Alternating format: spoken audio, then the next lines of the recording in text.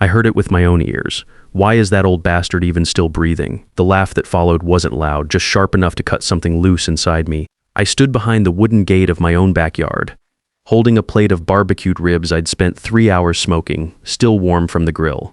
My hands didn't shake. Not yet. My name is Harold Brennan. I'm 58 years old, and I thought I knew my family. I didn't leave. I walked through that backyard like I hadn't heard a thing. Past the string lights I'd hung myself last summer, climbing that damn ladder twice because I'm too stubborn to ask for help. Past the picnic tables I'd built with my own hands from lumber I'd seasoned for 6 months in my garage. Past the faces that barely turned toward me. Some of them were my blood, some were neighbors from down the street, but none of them smiled when they saw me coming with food. The afternoon sun was hot on my back, probably 85 degrees, even though it was only May. I'd been up since 6 a.m. getting the smoker ready, rubbing those ribs with a spice blend Alice used to make from scratch. She'd been gone 2 years now, but I still followed her recipe exactly. Brown sugar, paprika, garlic powder, just a touch of cayenne. The kind of care that takes time, the kind most people don't bother with anymore. Someone cleared their throat when I set the plate down. "Oh, Harold, we didn't know you were here yet. That was Patricia, my daughter-in-law." Same voice from behind the fence, now putting on that fake sweet tone she uses when other people are watching. Her smile was about as genuine as a campaign promise. "Brought ribs," I said, setting the plate down on the table I'd made from reclaimed barnwood 2 winters ago. The wood had come from a farm outside town that was being torn down for a strip mall. I'd spent weeks removing nails, sanding each board smooth, applying 3 coats of marine-grade polyurethane, built to last another 50 years, unlike most things these days. Nobody moved to take any food. They just stared at the plate like I'd brought something contaminated. I found a spot at the far end of the table, away from the main cluster of people. The plastic chair creaked under my 185 pounds, but it held. My lower back ached from the morning's yard work I'd spent 4 hours mowing, edging, and trimming before starting the smoker. Patricia always complained about how the yard looked when company was coming, but somehow she never offered to help maintain it. The air smelled like lighter fluid and citronella candles. Music played from someone's phone, some rap thing with lyrics I couldn't understand, and a beat that seemed designed to give you a headache. Kenny, my son, was manning the gas grill, cooking hamburgers that looked like hockey pucks.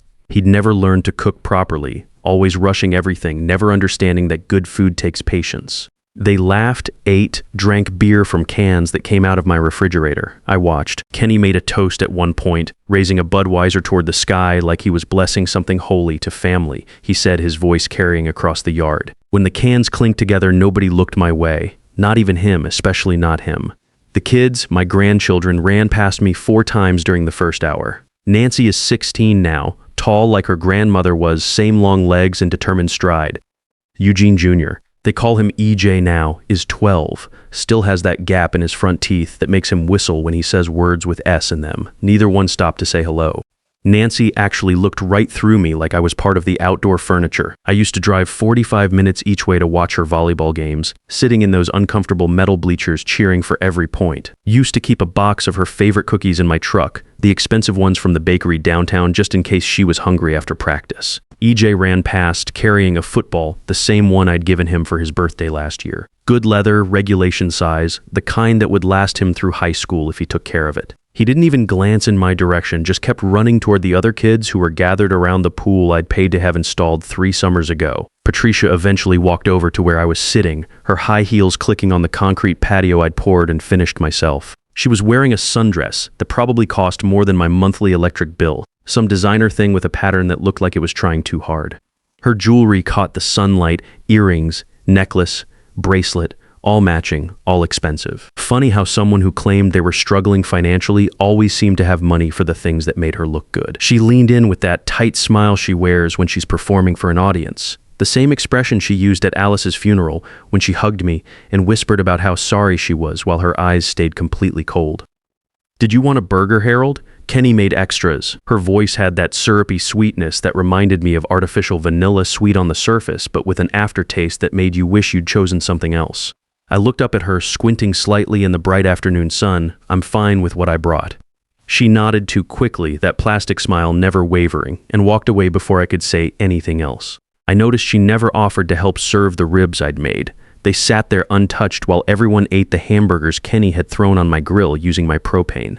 The meat I'd spent hours preparing, the rub I'd mixed by hand, the careful temperature control that had kept me up checking the smoker every hour since dawn, all of it ignored like it didn't exist. The afternoon wore on like a slow punishment. I watched Patricia work the crowd, moving from group to group with practiced ease, always touching someone's arm while she talked, always laughing at the right moments. She had a gift for making herself the center of attention without seeming to try. Kenny followed in her wake like a satellite, nodding at whatever she said, agreeing with whatever opinion she expressed. I remember when he used to have his own thoughts about things. Back in high school, he'd argue with me about everything: sports, politics, music, whether it was worth fixing the lawnmower or buying a new one. Good arguments too. Smart kid always had been. But somewhere along the way, he'd stopped thinking for himself and started thinking for Patricia instead. My neighbor Bill Henderson was there with his wife Carol.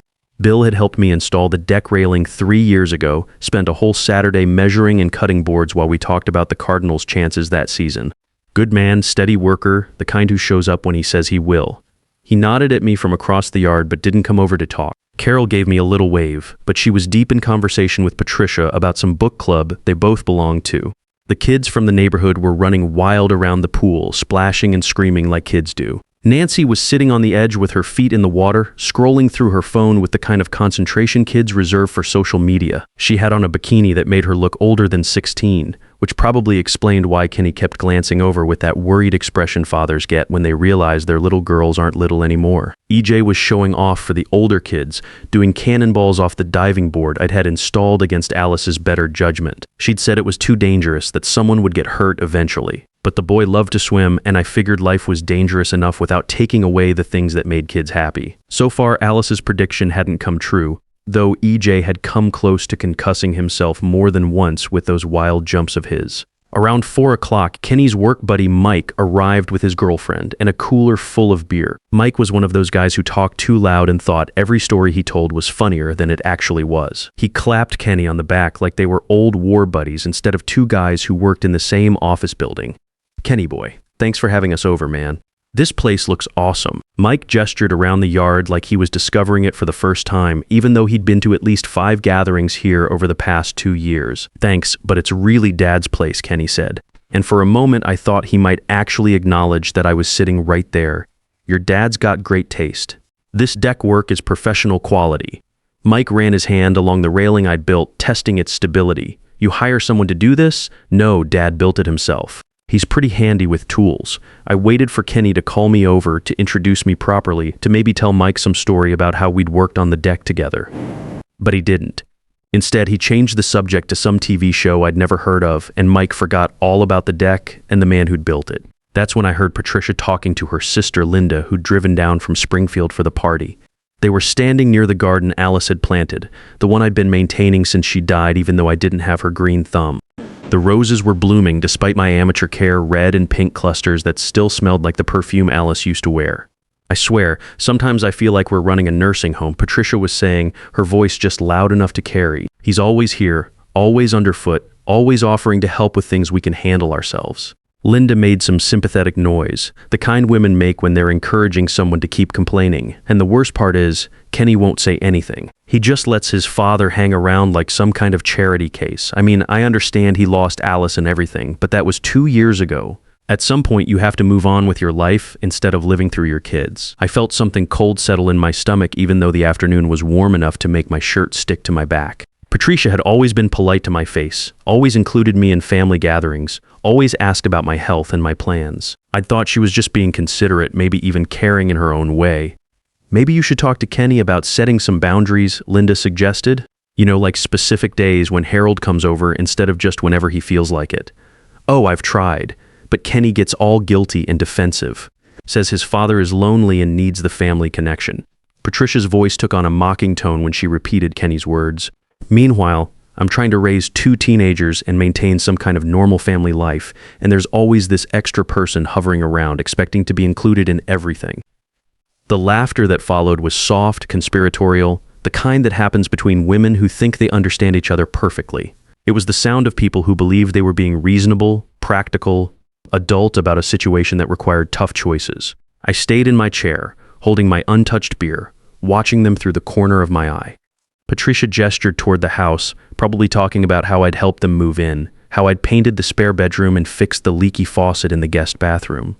All those weekends I'd spent making their house more comfortable, thinking I was being helpful, thinking they appreciated the work, thinking I was wanted there. Around 5 o'clock, more people started arriving. Patricia's parents, Roger and Helen, pulled into the driveway in their new Cadillac. Roger was a retired insurance executive who'd never liked me much, probably because I worked with my hands instead of pushing papers around a desk. Helen was pleasant enough, but she had a way of looking at me like I was a puzzle she couldn't quite solve. They hugged Patricia and Kenny like they hadn't seen them in months instead of the 2 weeks it had actually been. Roger immediately started talking to Kenny about some investment opportunity, pulling out his phone to show charts and numbers. Helen admired Patricia's new earrings and complimented her on how well she'd decorated the patio for the party. Nobody mentioned that the patio had been a concrete slab when Kenny and Patricia moved in. I'd spent a month adding the pergola, installing the outdoor lighting, building the planters that now held Patricia's carefully arranged flowers. But the decorations, the tablecloths and centerpieces and little string lights that spelled out words, those were Patricia's touch, and those were what got noticed. Kenny's boss showed up next with his wife, a woman named Sandra, who worked in pharmaceutical sales and talked like she was always trying to close a deal. They brought expensive wine and positioned themselves near Kenny, like they were doing him a favor by attending his family barbecue. I watched the social dynamics play out, the way people naturally gravitated towards certain clusters, the way conversation shifted when different people joined them. It was like watching a dance where everyone knew the steps except me. I was the extra person, the one who threw off the rhythm just by being present. The ribs I'd brought still sat untouched on the serving table. By now they were probably getting cold, the careful balance of flavors I'd worked to achieve starting to fade. Kenny had grilled 2 more rounds of hamburgers, and someone had brought potato salad from the grocery store, the kind that comes in plastic containers and tastes like it was made in a factory somewhere. Nancy finally got out of the pool and walked over to where I was sitting, water dripping from her hair onto the deck boards I'd stained just last month. For a moment, I thought she might actually talk to me, maybe ask about school or tell me about some project she was working on. She used to do that, back when she was younger, used to sit on my lap and show me drawings she'd made or books she'd learned to read. But she just grabbed a towel from the stack on the table behind me and headed back toward the pool without making eye contact. Like I was a piece of furniture she had to navigate around. That's when I heard Patricia's voice again, closer this time. She was talking to Kenny's boss's wife, the pharmaceutical woman who laughed too loud at everything. We keep telling Harold he should look into some of those senior activities at the community center. Patricia was saying, her voice carrying that fake concern people use when they're trying to sound helpful while actually being dismissive. You know, things for people his age, art classes, book clubs, maybe some kind of hobby group. Sandra made an encouraging noise. That's so thoughtful of you. It's hard when parents get to that age where they need more social interaction but don't know how to find it on their own. Exactly. And of course we want to include him in family things, but sometimes you need space to just be yourselves, you know, especially with teenagers in the house. Kids need to see their parents as a couple, not just as part of some multi-generational household. I felt my face get hot, and it wasn't from the afternoon sun. Patricia was talking about me like I was some kind of burden they were managing, some problem that required a diplomatic solution, like I was an aging parent who'd moved in and couldn't take a hint about when I wasn't wanted. Except I hadn't moved in. I lived in my own house, the one I'd owned for 15 years, the one where Alice and I had planned to grow old together. I came to family gatherings because they invited me. I helped with projects because Kenny asked for help. I paid for groceries sometimes because I wanted to contribute, not because anyone expected it. But somewhere along the way, my presence had become a problem that needed solving. The thing is, Patricia continued, lowering her voice just enough to make it clear she was sharing something confidential. Kenny feels so guilty about everything. About Alice dying, about Harold being alone, about having his own life and family. So he overcompensates by including his father in everything, even when it's not really appropriate. Men are like that, Sandra agreed. They don't know how to set boundaries with family. That's usually the wife's job. They both laughed, the sound sharp and knowing. The laugh of women who believed they understood something fundamental about how family should work, about who deserved space and who didn't. I sat there for another hour, watching the party continue around me like a movie where I wasn't part of the cast. People ate food I hadn't brought, drank beer I hadn't bought, sat in chairs I hadn't provided, enjoyed a space I hadn't helped create. They talked about work and vacations and kids' activities and neighborhood gossip, and none of it included me, except as an occasional polite nod when someone walked past my chair. When the sun started getting low and people began cleaning up, I helped stack plates and fold chairs like I always did. Patricia thanked me for coming, the same way she'd thank the mailman for delivering packages or the grocery store clerk for bagging her purchases. Polite, distant, already thinking about something else. Kenny walked me to my truck, hands in his pockets, not quite meeting my eyes. Thanks for the ribs, Dad. Sorry people didn't get to them much. You know how it is at parties, too much food, everyone fills up on snacks. I looked at him standing there in the driveway Alice and I had repaved 3 years ago. Looked at the man who used to be my son, who still was my son but felt like a stranger wearing Kenny's face.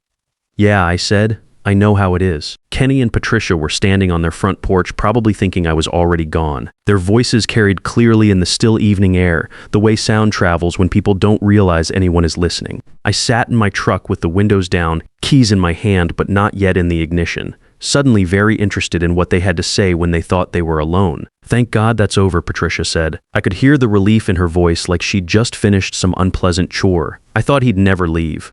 Come on, Patricia. He's just trying to be helpful. Helpful. She laughed, but there was no humor in it. Kenny, he's been here since noon. It's like having a stray dog that keeps showing up at your door. You feel bad for it, but eventually you just want it to go away and leave you alone. My hands tightened on the steering wheel. A stray dog. That's what I was to her. Something pitiful that kept showing up uninvited, expecting scraps of attention. He made really good ribs, Kenny said weakly. Nancy loved them. Nobody else touched them. Did you see how he just sat there at the end of the table like some kind of monument to awkwardness? I kept waiting for someone to start a conversation with him, but everybody just didn't. Even Bill Henderson avoided him, and they're supposed to be friends. I thought about Bill, how he'd nodded at me from across the yard but never came over to chat. How Carol had waved but kept her distance. Maybe it wasn't coincidence. Maybe they'd picked up on signals I'd been too blind to see.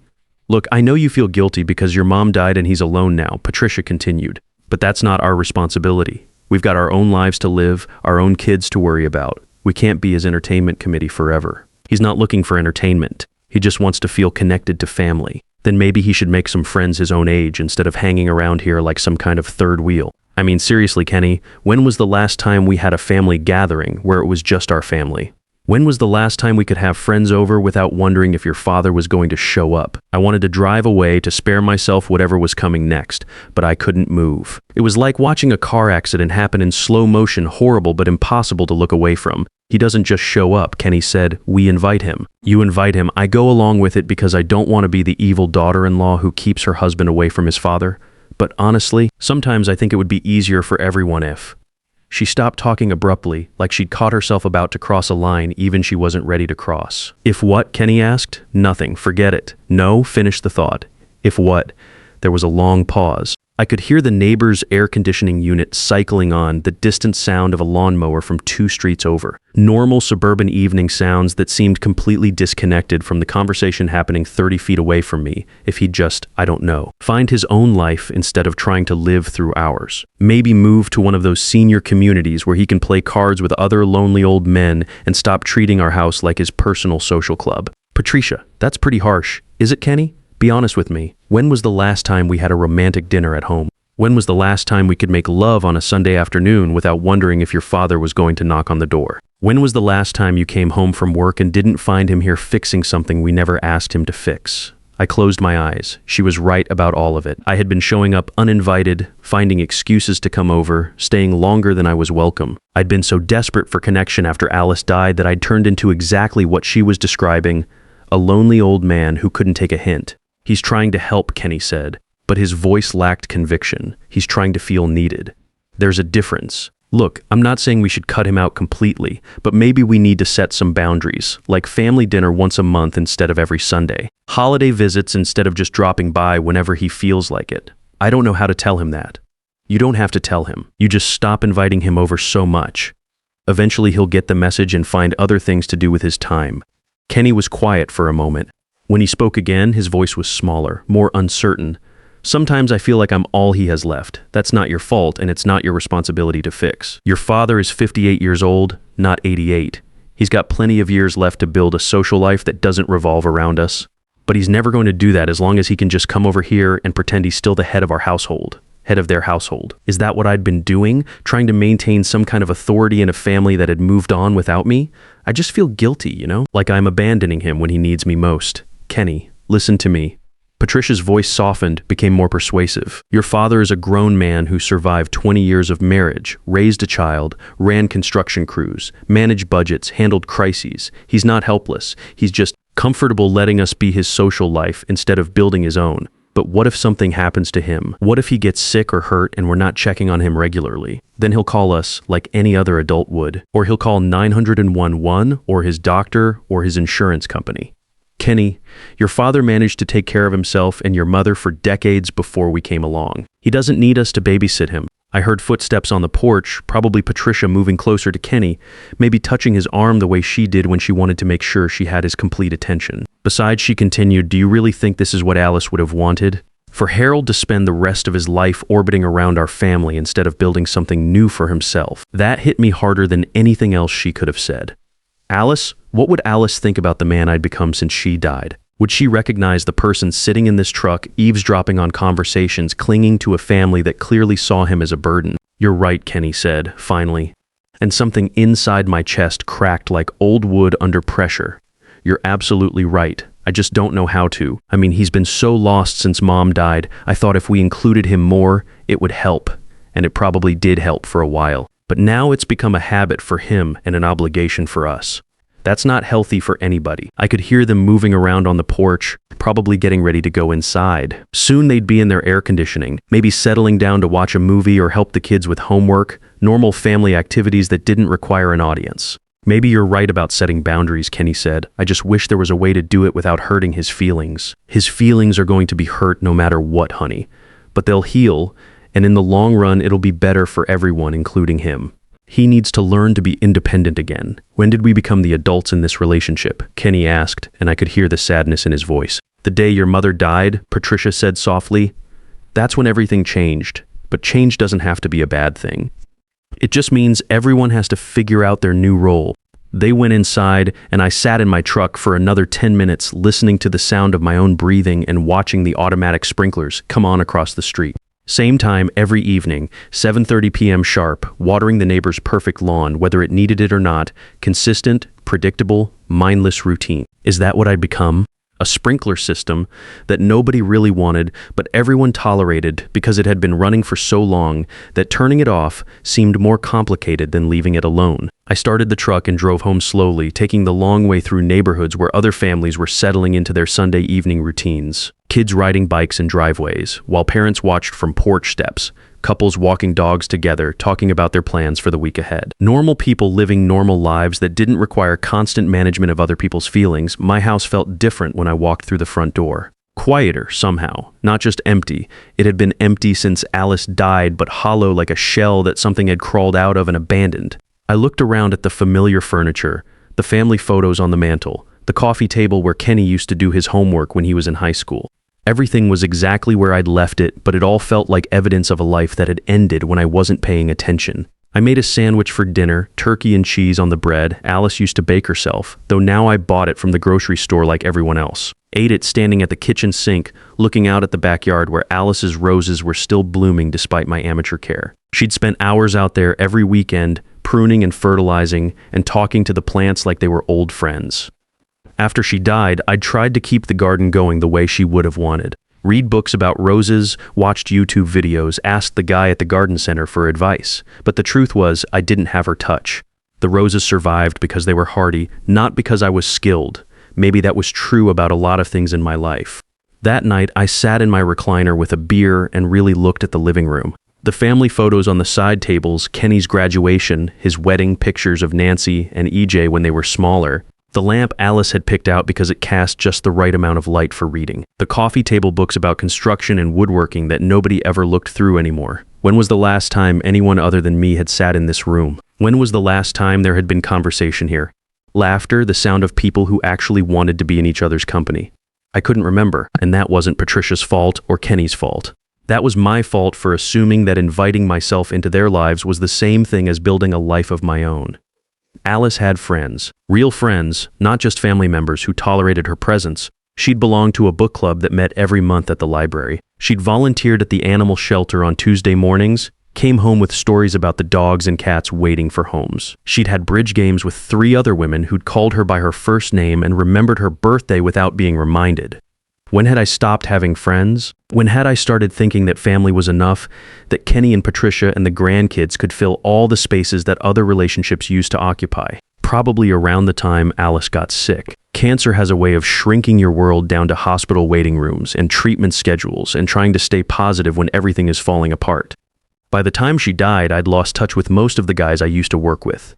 Stopped going to the monthly retirees breakfast at the diner downtown. Turned down invitations to fish or play cards because I was too busy being sad to remember how to be social. And instead of rebuilding those connections after the funeral, I'd taken the easy path. I'd let Kenny and Patricia become my entire social life, showing up at their house whenever I felt lonely, inserting myself into their routines because it was simpler than creating my own. No wonder Patricia wanted me to find friends my own age. No wonder Kenny felt guilty about spending time with his father instead of his wife.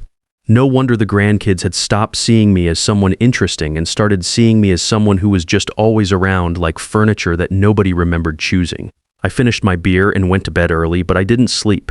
Instead, I stared at the ceiling and thought about the man I used to be before Alice got sick. The man who'd managed construction crews and solved problems and made decisions without needing anyone else's approval. Somewhere along the way, I'd forgotten how to be that person.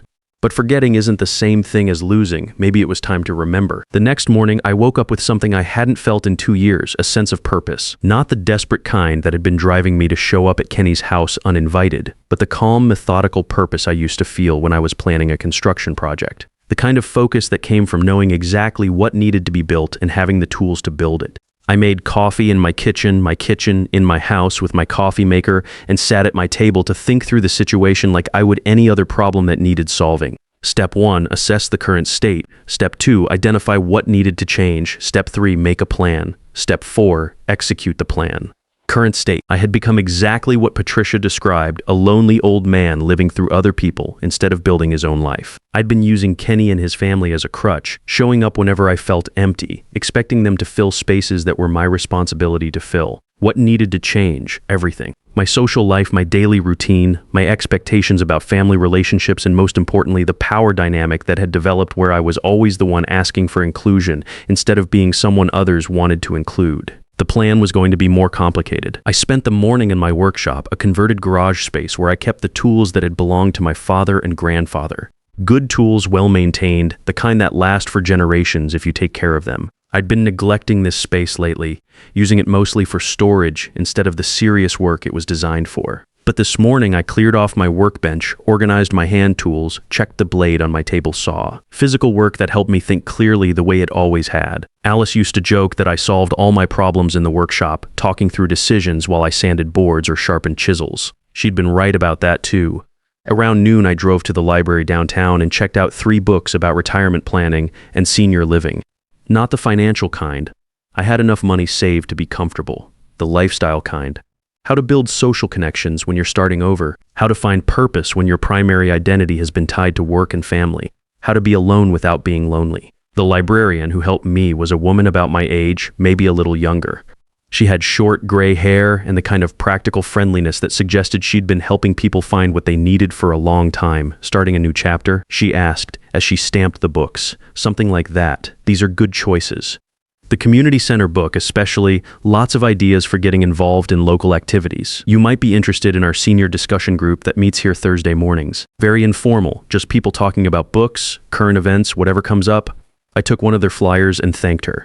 A year ago, the idea of joining a discussion group with strangers would have seemed unnecessary. I had family after all. I had people to talk to. But family that sees you as a burden isn't the same thing as people who actually want your company. That afternoon, I drove around town looking at places I'd stopped noticing. The community center the librarian had mentioned. A coffee shop where older guys seemed to gather in the mornings to argue about sports and politics. A woodworking shop that offered classes for hobbyists. A fishing club that met at the lake every Saturday morning. All of these places had existed while I was busy inserting myself into Kenny and Patricia's life, but I'd been too focused on family to notice them. Too convinced that blood relationships were more important than chosen relationships. What would it be like to walk into that coffee shop and become a regular? To have people who expected to see me, who would notice if I didn't show up, who knew my opinions about things, and valued them enough to argue with them. That evening, I called Eugene Morrison, my neighbor from 3 houses down. Gene and I had talked over the fence occasionally, borrowed tools from each other, helped with small projects when one of us needed an extra pair of hands. But we'd never been what you'd call close friends. Gene, it's Harold Brennan. You got a few minutes to talk? Sure. Harold, what's on your mind? I've been thinking I need to make some changes in my life. Maybe get more involved in things outside the family. You've lived here longer than I have. What do guys our age do for social stuff around here? Jean chuckled. Finally figured out that grandchildren don't want to spend all their time with grandpa. Huh. Something like that. Well, there's the coffee group at Murphy's Diner on Tuesday and Thursday mornings. Good bunch of guys, mostly retirees. We solve the world's problems between 8 and 10 a.m. There's also a poker game every other Friday night at the VFW Hall. Nothing serious, just nickel-ante stuff to keep it interesting. Poker sounds good. I haven't played in years. I'll pick you up this Friday if you want. Fair warning though, these guys have been playing together for a decade. They're gonna give you grief until you prove you can take it. I can handle that. We talked for another 15 minutes about the fishing club, about a bowling league that was looking for new members, about the volunteer opportunities at the food bank. Normal activities that normal people did when they wanted to be around other people without having to justify their presence. After I hung up, I made myself dinner, a real dinner, not just a sandwich eaten standing at the sink. Grilled a pork chop, steamed some vegetables, opened a beer, and sat at my table like a civilized human being. While I ate, I made a list of changes I wanted to make. Join the coffee group at Murphy's, try the poker game, look into the woodworking classes. Maybe take up fishing again. I used to love it before Alice got sick and I stopped having time for hobbies. Find a volunteer opportunity that would use my construction skills, maybe helping with Habitat for Humanity builds. But first, I needed to address the elephant in the room. The financial entanglement that had developed with Kenny and Patricia. The way I'd been subsidizing their lifestyle without really thinking about what that meant or what they might be taking for granted. Time to find out exactly where my money was going and decide whether that arrangement still made sense. Tuesday morning, I drove to the bank where I'd done business for 23 years. Same building, same parking lot, but I felt different walking through those glass doors. More alert, more purposeful, like I was conducting business instead of just going through the motions of managing money I'd stopped paying attention to. I asked to speak with a manager and was directed to Carol Williams, a woman about 45 who'd handled my account for the past 5 years. She remembered me from when I'd refinanced the house after Alice died. Remembered the life insurance paperwork, the way I'd sat in her office signing documents with shaking hands because grief makes even simple tasks feel impossible. Mr. Brennan, good to see you. What can I help you with today? I want to review all my accounts, everything. Who has access to what, when they were added, what kind of access they have. She pulled up my information on her computer screen, clicking through several windows. Let's see here, you have a checking account, savings account, and a CD that matured last month. Your son Kenneth is listed as a joint owner on the checking and savings accounts. Joint owner. Not authorized user, like I'd thought. Joint owner, which meant he could withdraw money, close the accounts, make changes without my permission. When had that happened? When was he added as joint owner? Carol clicked through more screens. September 15th, 2021. You came in together. Said you wanted to make sure he could handle your finances if something happened to you. September 2021. 2 months after Alice's funeral when I was barely functional and Kenny had offered to help with all the confusing paperwork. I'd been grateful for his help, trusting him to handle details I didn't have the energy to understand. What exactly does joint owner mean? It means he has the same access to these accounts that you do. He can deposit, withdraw, transfer funds, even close the accounts if he wanted to. It's different from being an authorized user where he could only access funds with your permission. My stomach dropped. How much activity has there been on these accounts? Carol's fingers moved over the keyboard, and I watched her expression change slightly. The kind of professional neutrality that suggested she was seeing something she didn't want to comment on. There have been regular withdrawals from both accounts. Would you like me to print out the activity for the past 6 months? Yes. And I want to know about any automatic payments or transfers I might have forgotten about. She handed me 8 pages of bank statements, and I scanned through them while she reviewed my automatic payment setup. The numbers told a story I hadn't been paying attention to. Monthly withdrawals of $1,200 from my checking account, marked as transfers to an external account. Kenny's account, most likely. Mr. Brennan, you have an automatic transfer set up to send $1,200 monthly to account ending in 4,080.47. That's been running since October 2021's $1,200 a month for almost 2 years. Nearly $30,000 total, when had I agreed to that. I had no memory of setting up a regular payment to Kenny, but there it was in black and white. I want to stop that transfer immediately. I can do that right now. Should I also remove Kenneth's access to your accounts? I looked at the statements again, seeing other withdrawals I didn't recognize. Smaller amounts, but frequent. $200 here, $300 there, sometimes twice in the same week, adding up to thousands more over the months. Yes, remove him completely. I want new account numbers, new debit cards, new everything. Carol's expression remained professionally neutral, but I could see the questions in her eyes. Family financial disputes weren't uncommon in her line of work. She'd probably seen this exact scenario play out dozens of times. Aging parents who'd given their adult children too much access, then realized they'd lost control of their own money. I'll need to set up completely new accounts and transfer your funds over. The old accounts will be closed once the transfers are complete. Your son will receive notification that his access has been terminated. How long does that take? New accounts can be opened today. Transfers usually process overnight. I can have new debit cards issued immediately. I spent the next hour filling out paperwork, providing identification, signing forms. The routine of bureaucracy, but with a purpose this time, taking back control instead of just drifting along with arrangements I'd made during the worst period of my life. When we were finished, Carol handed me temporary checks and a new debit card. Is there anything else I can help you with, Mr. Brennan? Yes, I want to know about safe deposit boxes, and I want information about setting up a trust or something to protect my assets. She gave me brochures and business cards for estate planning attorneys, professional resources for someone who was finally thinking strategically about his financial future instead of just hoping his family would take care of things. Driving home, I felt something I hadn't experienced in years, the satisfaction of solving a problem instead of just enduring it. The same feeling I used to get when I'd complete a construction project on time and under budget, when everything had been planned carefully and executed properly. That afternoon, I called the estate planning attorney Carol had recommended, a woman named Dorothy Walsh whose office was downtown in one of those old brick buildings that had been converted to professional suites. Ms. Walsh, this is Harold Brennan. I need to review my legal documents and probably make some changes. What kind of changes are you considering? I think I've given my son too much control over my finances and my medical decisions. I want to understand what options I have for protecting myself. That's a very common concern, Mr. Brennan. Can you come in Thursday at 2 p.m.? Bring all your current legal documents, will power of attorney, medical directives, anything you've signed that gives someone else authority over your affairs. Thursday. That gave me 2 days to find all the paperwork and really understand what I'd signed away during those months when grief had made everything seem too complicated to handle alone. That evening, I went down to the basement workshop and pulled out the filing cabinet where I kept important documents. Everything was there, organized the way Alice had taught me to organize things in folders labeled with her neat handwriting. Legal documents, insurance policies, bank records, house papers, medical records. I spread it all out on my workbench under the good light I used for detail work and started reading through 2 years of decisions I'd made when I wasn't thinking clearly. Kenny listed as beneficiary on everything. Kenny given power of attorney over my medical decisions. Kenny authorized to handle my financial affairs if I became incapacitated. I'd signed my independence away one document at a time because I'd been scared and lonely and grateful for anyone willing to help. Now I had to figure out how to get it back.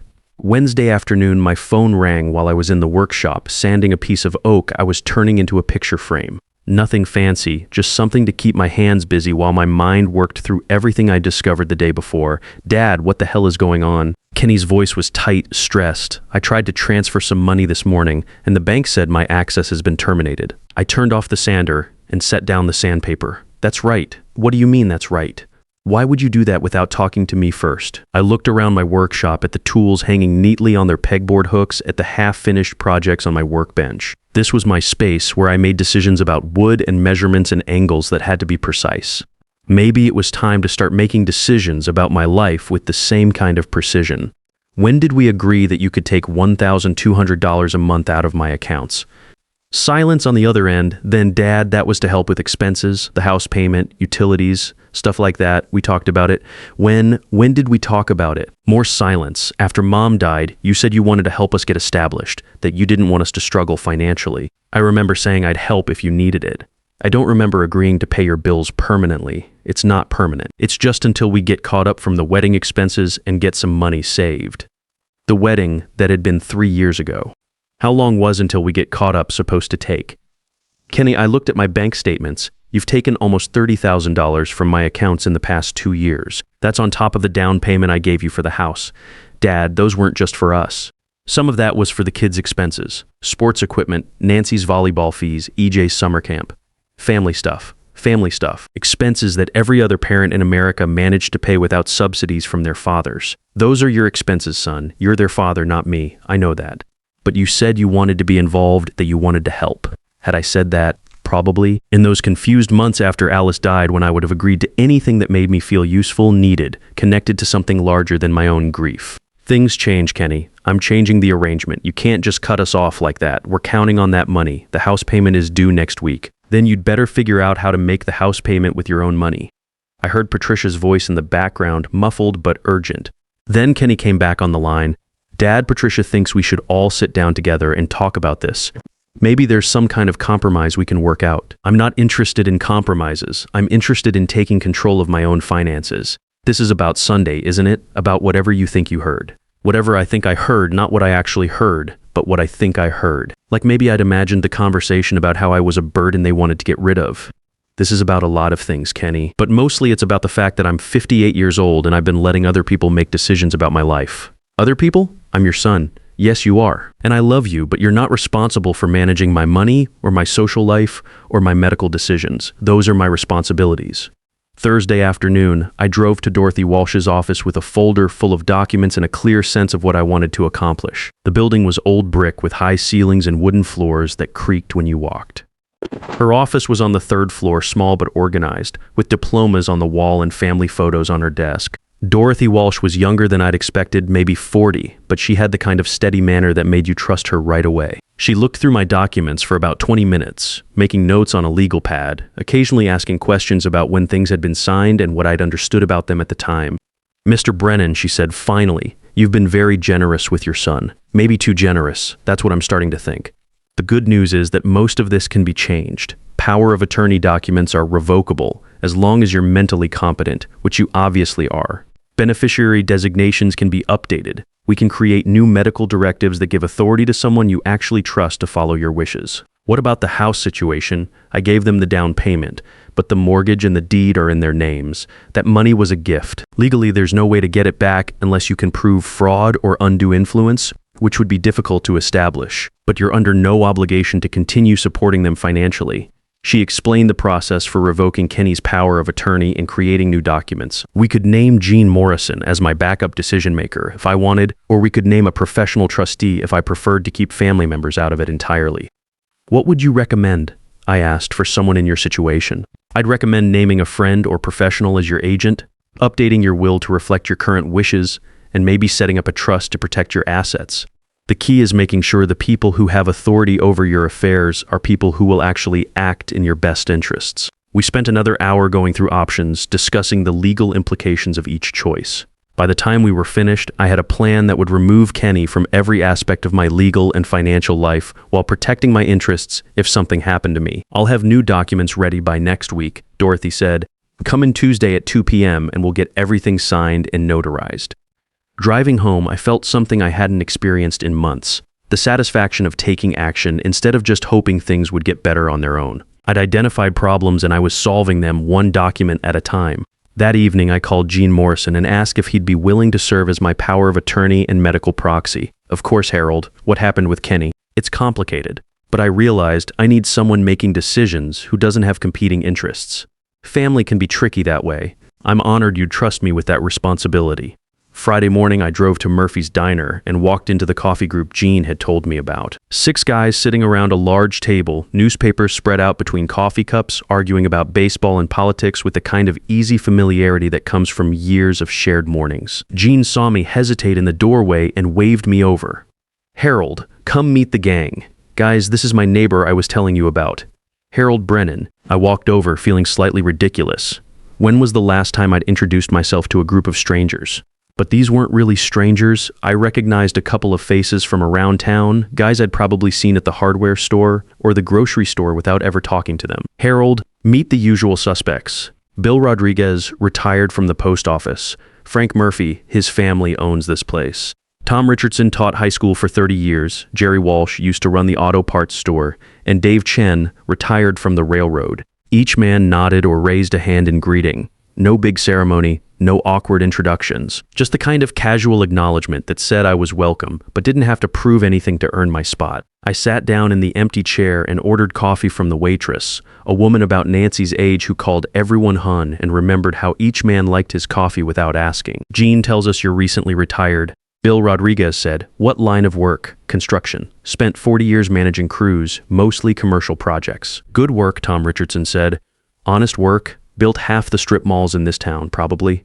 Some of them." The conversation flowed around me like water around a rock baseball season. Local politics, complaints about the roadwork on Main Street. Normal guy talk that didn't require special knowledge or emotional investment. I could participate or just listen, contribute when I had something to say, stay quiet when I didn't. After about an hour, people started drifting away to whatever came next in their days. Errands, appointments, yard work, normal retiree activities that didn't involve managing other people's problems. "How'd that feel?" Gene asked as we walked to our trucks.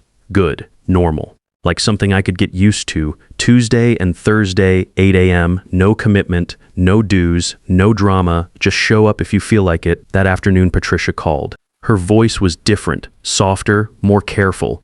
The tone she used when she needed something but wasn't sure she was going to get it. "Harold, Kenny told me about the bank situation. I think there might be some confusion about the arrangements we had." "No confusion," I said. "I just decided to change the arrangements. But we've been counting on that support. We've structured our budget around it. You can't just pull the rug out from under us without any warning. I can actually, it's my money." There was a pause, then the sound of her taking a deep breath. "Harold, I think we got off on the wrong foot somewhere along the way. Maybe I haven't been as welcoming as I should have been. Maybe I've seemed ungrateful for everything you've done for us." This was new. Patricia apologizing or at least acknowledging that there might be problems in our relationship, but it felt calculated, like she'd rehearsed what to say. "Maybe," I said, "I'd like to make that right. What if we had you over for dinner this weekend? Just family. No other people. We could talk about how to make this work better for everyone." "Patricia, the financial arrangement is finished. That's not up for negotiation. I understand you're upset, but cutting us off completely seems extreme. Surely we can find some middle ground." "The middle ground is that you and Kenny figure out how to live on the money you earn like every other married couple in America. We're not like every other couple. We're your family. That should mean something. Family." The word she used like a magic spell, like it could make me forget everything I'd heard and seen and realized about my place in their lives. "It does mean something," I said. "It means I want you to be independent, self-sufficient adults who don't need their father's money to pay their bills." After I hung up, I sat in my living room and looked around at the house Alice and I had built together. Not literally built, we'd hired contractors for the major work, but built in the sense of making it ours through decades of small improvements and careful maintenance. Maybe it was time to think about whether I still wanted to maintain all of this space for just myself, the yard work, the repairs, the utilities for rooms I never used. Maybe Patricia was right about one thing. Maybe I did need to make some changes in how I lived, but not the changes she was suggesting. Saturday morning, I drove to the lake where the fishing club met. Found a group of maybe 20 guys standing around a boat ramp, sorting through tackle boxes and arguing about which bait worked best this time of year. The kind of low-stakes controversy that could fuel conversation for hours. Gene introduced me around, and within half an hour I was in a boat with 2 other guys, learning about the lake's best spots and the fish that lived in them. We didn't catch much. The fish weren't cooperating, but that wasn't really the point. The point was being around people who shared an interest, who had chosen to spend their morning this way instead of doing it because they felt obligated. When we got back to shore around noon, one of the guys asked if I wanted to join their regular Saturday group. "We're not competitive about it," he said. "Some weeks we catch fish, some weeks we just catch conversation. But it's a good way to start the weekend." I said yes. Sunday came and went, without an invitation to Kenny and Patricia's house. The first Sunday in 2 years that I hadn't spent at their dinner table, listening to conversations that didn't include me and helping with cleanup that wasn't my responsibility. Instead, I spent the afternoon in my workshop building the picture frame I'd started earlier in the week. Simple joinery, careful measurements, the satisfaction of creating something useful with my own hands. When I was finished, I realized I'd built it for the photo of Alice that sat on my nightstand, the one where she was laughing at something I'd said, her eyes bright and happy. Monday morning, Dorothy Walsh called.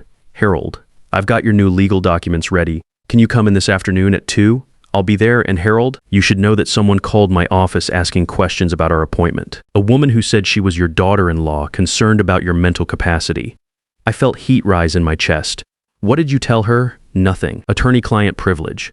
But you might want to be prepared for some pushback from your family about these changes."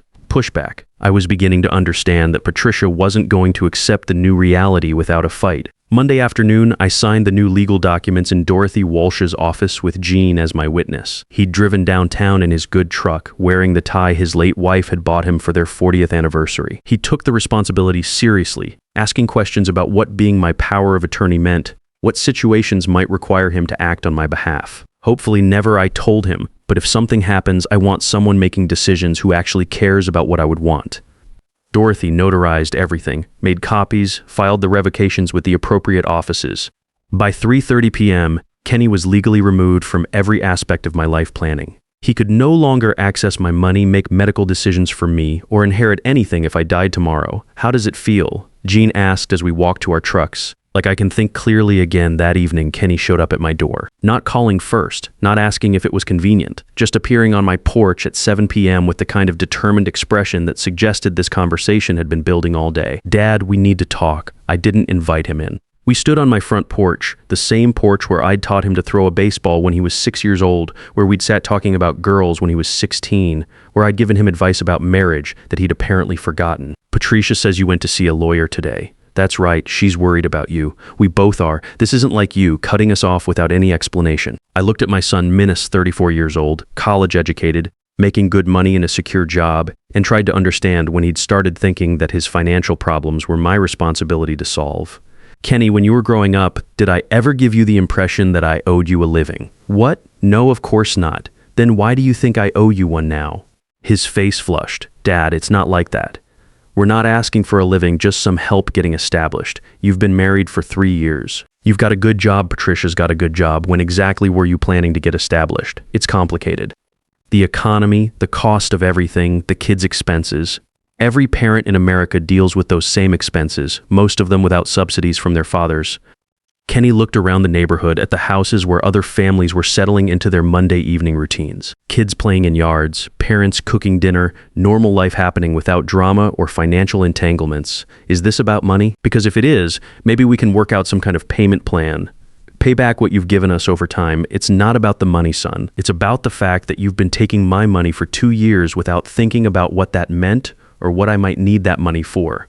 What do you need it for? You've got the house paid off. Your expenses are low. It's not like you're struggling financially. That stopped me cold. The assumption that because I wasn't struggling, I didn't deserve control over my own resources. That because I was comfortable, my money was somehow available for other people's use. What I need it for is my business. What I spend it on, what I save it for, what I do with it. All of that is my decision to make. You're right, Kenny said quietly. I'm sorry. I guess I just got used to the arrangement without thinking about it from your perspective. For a moment, I thought we might actually have a productive conversation. But then he continued, but Dad, you have to understand our position too. We structured our whole budget around that support. The house payment, Nancy's volleyball expenses, EJ's summer camp. We made commitments based on thinking that help would continue. Commitments you made without asking me, because you said you wanted to help. You said family was important, that you didn't want us to struggle. Had I said that? Probably. In those confused months after Alice died, when I would have said anything that made me feel useful, necessary, connected to something larger than my own grief. Things change, Kenny. Just like that. No discussion, no warning, just cutting us off completely. I gave you 2 years of support you never asked for. How much warning did you think I owed you? We stood there in the growing darkness, the automatic streetlights coming on up and down the block. Somewhere down the street, someone was grilling dinner, the smell of charcoal and meat mixing with the evening air. Patricia thinks maybe you're having some kind of, I don't know, crisis or something. She thinks maybe you should talk to someone. Someone like who? Like a counselor? Or maybe your doctor? Just to make sure you're thinking clearly about these decisions. I stared at my son, the boy I'd raised to think for himself, to question authority, to stand up for what he believed was right. When had he started letting his wife do his thinking for him? Kenny, I'm thinking more clearly now than I have in 2 years. That's exactly the problem. What's that supposed to mean? It means I finally figured out that being needed isn't the same thing as being wanted. He opened his mouth to argue, then closed it. Maybe something in my tone told him that this conversation was over, that we'd crossed a line we couldn't uncross. I should go, he said finally. Yeah, you should. After he left, I sat in my living room with the lights off, thinking about the conversation and what it revealed about how my family saw me. Not as a person with his own needs and interests, but as a resource to be managed. Someone whose primary value was what he could provide for others. Alice would have been furious about that. She'd spent 30 years making sure I understood that my worth wasn't tied to what I could do for other people, that I mattered as a person, not just as a provider. Maybe it was time to remember that lesson. Tuesday morning at Murphy's Diner, I sat with the coffee group and listened to Tom Richardson tell a story about his grandson's Little League game. Normal grandfather pride, the kind that didn't require apologies or explanations or complicated financial arrangements. Your boy play any sports? Bill Rodriguez asked me. Grandkids do. Nancy plays volleyball, EJ's into baseball. You get to many of their games? I thought about the last time I'd been to one of Nancy's volleyball matches months ago, maybe longer. When had I stopped being invited to the things that mattered to them? Not lately, I said. The conversation moved on to other topics, but I kept thinking about that question. When had I become someone who wasn't invited to the important moments but was expected to be available for the routine ones? Wednesday afternoon, Patricia showed up at my house alone. No Kenny this time, just her, wearing a business suit and carrying a leather portfolio like she was making a presentation. She knocked once, then used the doorbell, then knocked again, the kind of persistent approach that suggested she wasn't planning to leave without getting what she came for. I opened the door but didn't invite her in. We'd moved past the point where social niceties mattered. Harold, I think we need to have an adult conversation about what's happening here. I'm listening. She looked around, probably expecting to be asked inside, then seemed to realize this conversation was going to happen on the porch, whether she liked it or not. I've been doing some research about your situation, she said, opening her portfolio. Did you know that sudden changes in financial behavior can be a sign of cognitive decline, especially in men your age who've experienced recent trauma like losing a spouse? I leaned against the doorframe, curious to see where this was going. Is that right? There are documented cases of elderly people making impulsive decisions about money, cutting off family members, becoming paranoid about their support systems. It's actually quite common elderly. I was 58 years old, not 88. But apparently that distinction didn't matter when you were trying to diagnose someone with dementia from across a porch. Sounds serious, I said. It can be. The good news is, it's treatable. Early intervention can make a huge difference. She pulled out a brochure from her portfolio. I've found a wonderful geriatric psychiatrist who specializes in these kinds of cases. Dr. Elizabeth Manning. She's got excellent reviews, takes your insurance, and she can see you as early as next week. I took the brochure and looked at it. Dr. Manning's smiling face looked back at me from glossy paper, promising comprehensive care for age-related mental health changes. The kind of doctor you'd see if your family thought you'd lost your mind. Patricia, do you really think I'm mentally incompetent? I think you're going through a difficult adjustment period, and you might benefit from professional support. There's no shame in that, Harold. Lots of people need help processing grief and life changes, and if Dr. Manning determines that I'm competent to make my own decisions, then we'll respect that. But if she finds that you're experiencing some cognitive issues that are affecting your judgment, she didn't finish the sentence, but the implication was clear. If I could be declared mentally incompetent, all the legal changes I'd made could be overturned. Kenny could be reinstated as my power of attorney, the financial arrangements could be restored, and I'd be back to being managed instead of managing my own life. That's an interesting strategy, I said. It's not a strategy, Harold. It's concern for your well-being. We've noticed some changes in your behavior that worry us. Like what? Like cutting off family members without explanation. Like making major financial decisions impulsively. Like isolating yourself from people who care about you. I handed the brochure back to her. Patricia, the only thing that's changed is that I stopped letting other people make decisions about my life. If that worries you, maybe you should ask yourself why. Her professional composure slipped slightly. Harold, you're being unreasonable. We're trying to help you. You're trying to get your money back. It was never our money. It was always your money that you chose to share with your family. But now you're acting like we're strangers who've been stealing from you, aren't you? That stopped her cold for a moment. The careful mask slipped completely and I saw the calculation underneath. The woman who'd been working the angles, managing the narrative, making sure her family's financial security didn't depend on anything as uncertain as her husband's salary. I don't know what's happened to you, she said finally, but this isn't the man who raised Kenny. That man cared about family, wanted to see his children succeed, understood that sometimes parents have to sacrifice for their kids' futures.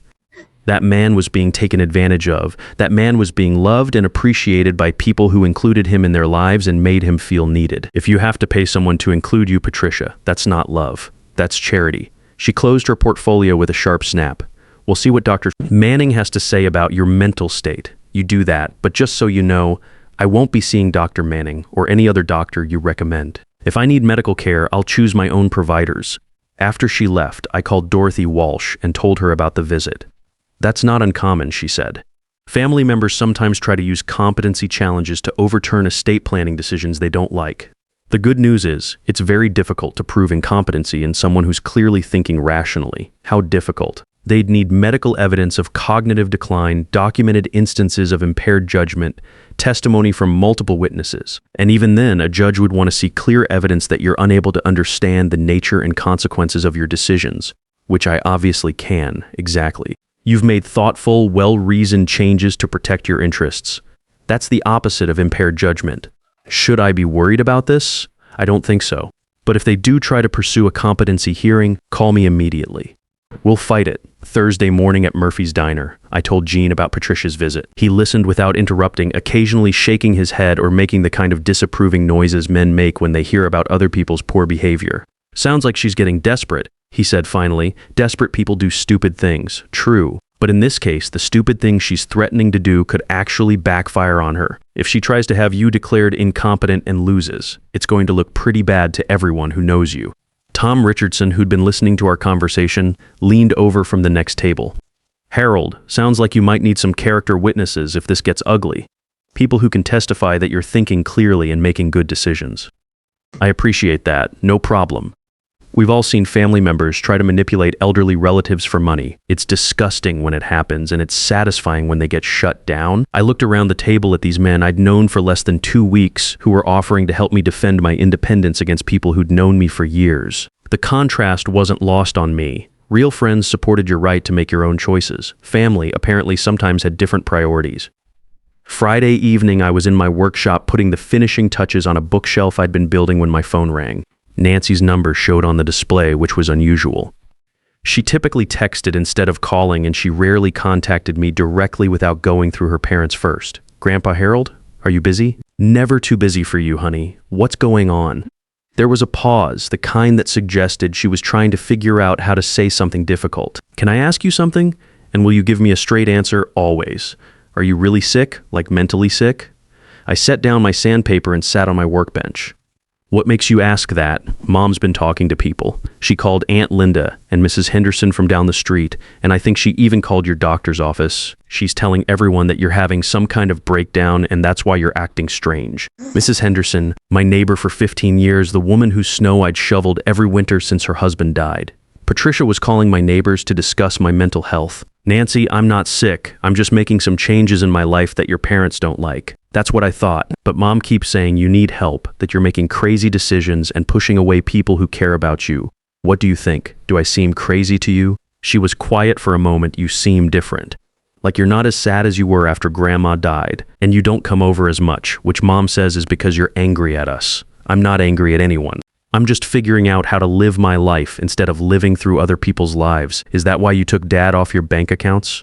So Kenny had told her about that, probably trying to get her sympathy, or maybe hoping she'd put pressure on me to change my mind. That's part of it. Nancy, can I ask you something? When was the last time your parents invited me to something because they actually wanted me there, not because they felt like they had to? Another long pause. I don't know, maybe never. That's what I figured out. And once I realized that, I had to decide whether I wanted to keep showing up where I wasn't really wanted, but you're always welcome here. You're family. Being family doesn't automatically make you welcome, honey. Sometimes it just makes people feel guilty about not wanting you around. I heard her crying softly, the kind of tears that come when you realize something you've been trying not to see. I'm sorry, Grandpa. I'm sorry we made you feel that way. You didn't make me feel anything, Nancy. You've always been glad to see me.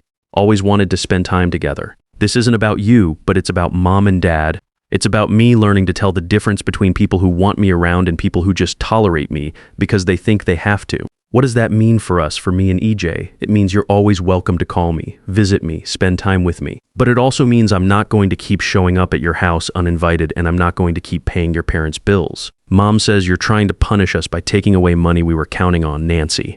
I worked for 40 years to save that money. It's not punishment to decide how I want to spend it. It's just being responsible for my own life. We talked for another 20 minutes. She told me about school, about her friends, about a boy she liked who didn't seem to notice her. Normal granddaughter-grandfather conversation that didn't require financial arrangements or guilt trips or complicated family politics. Can I still call you sometimes? She asked before hanging up, just to talk. I hope you will. And Nancy, if you ever want to come visit me at my house, you're always welcome. No permission needed. Saturday morning, I drove to the lake for the fishing club meeting. The weather was perfect. Clear skies, light breeze, The kind of early fall morning that made you remember why people moved to the Midwest. I'd brought a thermos of coffee and the tackle box I hadn't used since before Alice got sick. I ended up in a boat with two guys I hadn't met before, retired teachers who'd been fishing together for 20 years and had the kind of easy friendship that comes from decades of shared interests. They knew all the good spots on the lake, had theories about which lures worked best at different times of year, and could argue about fishing techniques for hours without getting angry. "You married, Harold?" One of them asked while we waited for the fish to start biting. Lost my wife 2 years ago. Sorry to hear that. Kids? 1 son? 2 grandchildren? They keep you busy? I thought about how to answer that. Not as much as they used to. He nodded like he understood something I hadn't said directly. Family can be complicated when you get to our age. Everybody's got their own lives, their own priorities. That's the truth. We fished in comfortable silence for a while, enjoying the morning and the companionship without feeling like we had to fill every minute with conversation. This was what I'd been missing, the simple pleasure of being around people who chose to spend time with you because they enjoyed your company, not because they felt obligated. Around noon, as we were loading the boats back onto trailers, one of the guys asked if I wanted to join them for lunch at a place that served good catfish and cold beer. "Nothing fancy," he said, "just guys talking about the ones that got away." I said yes.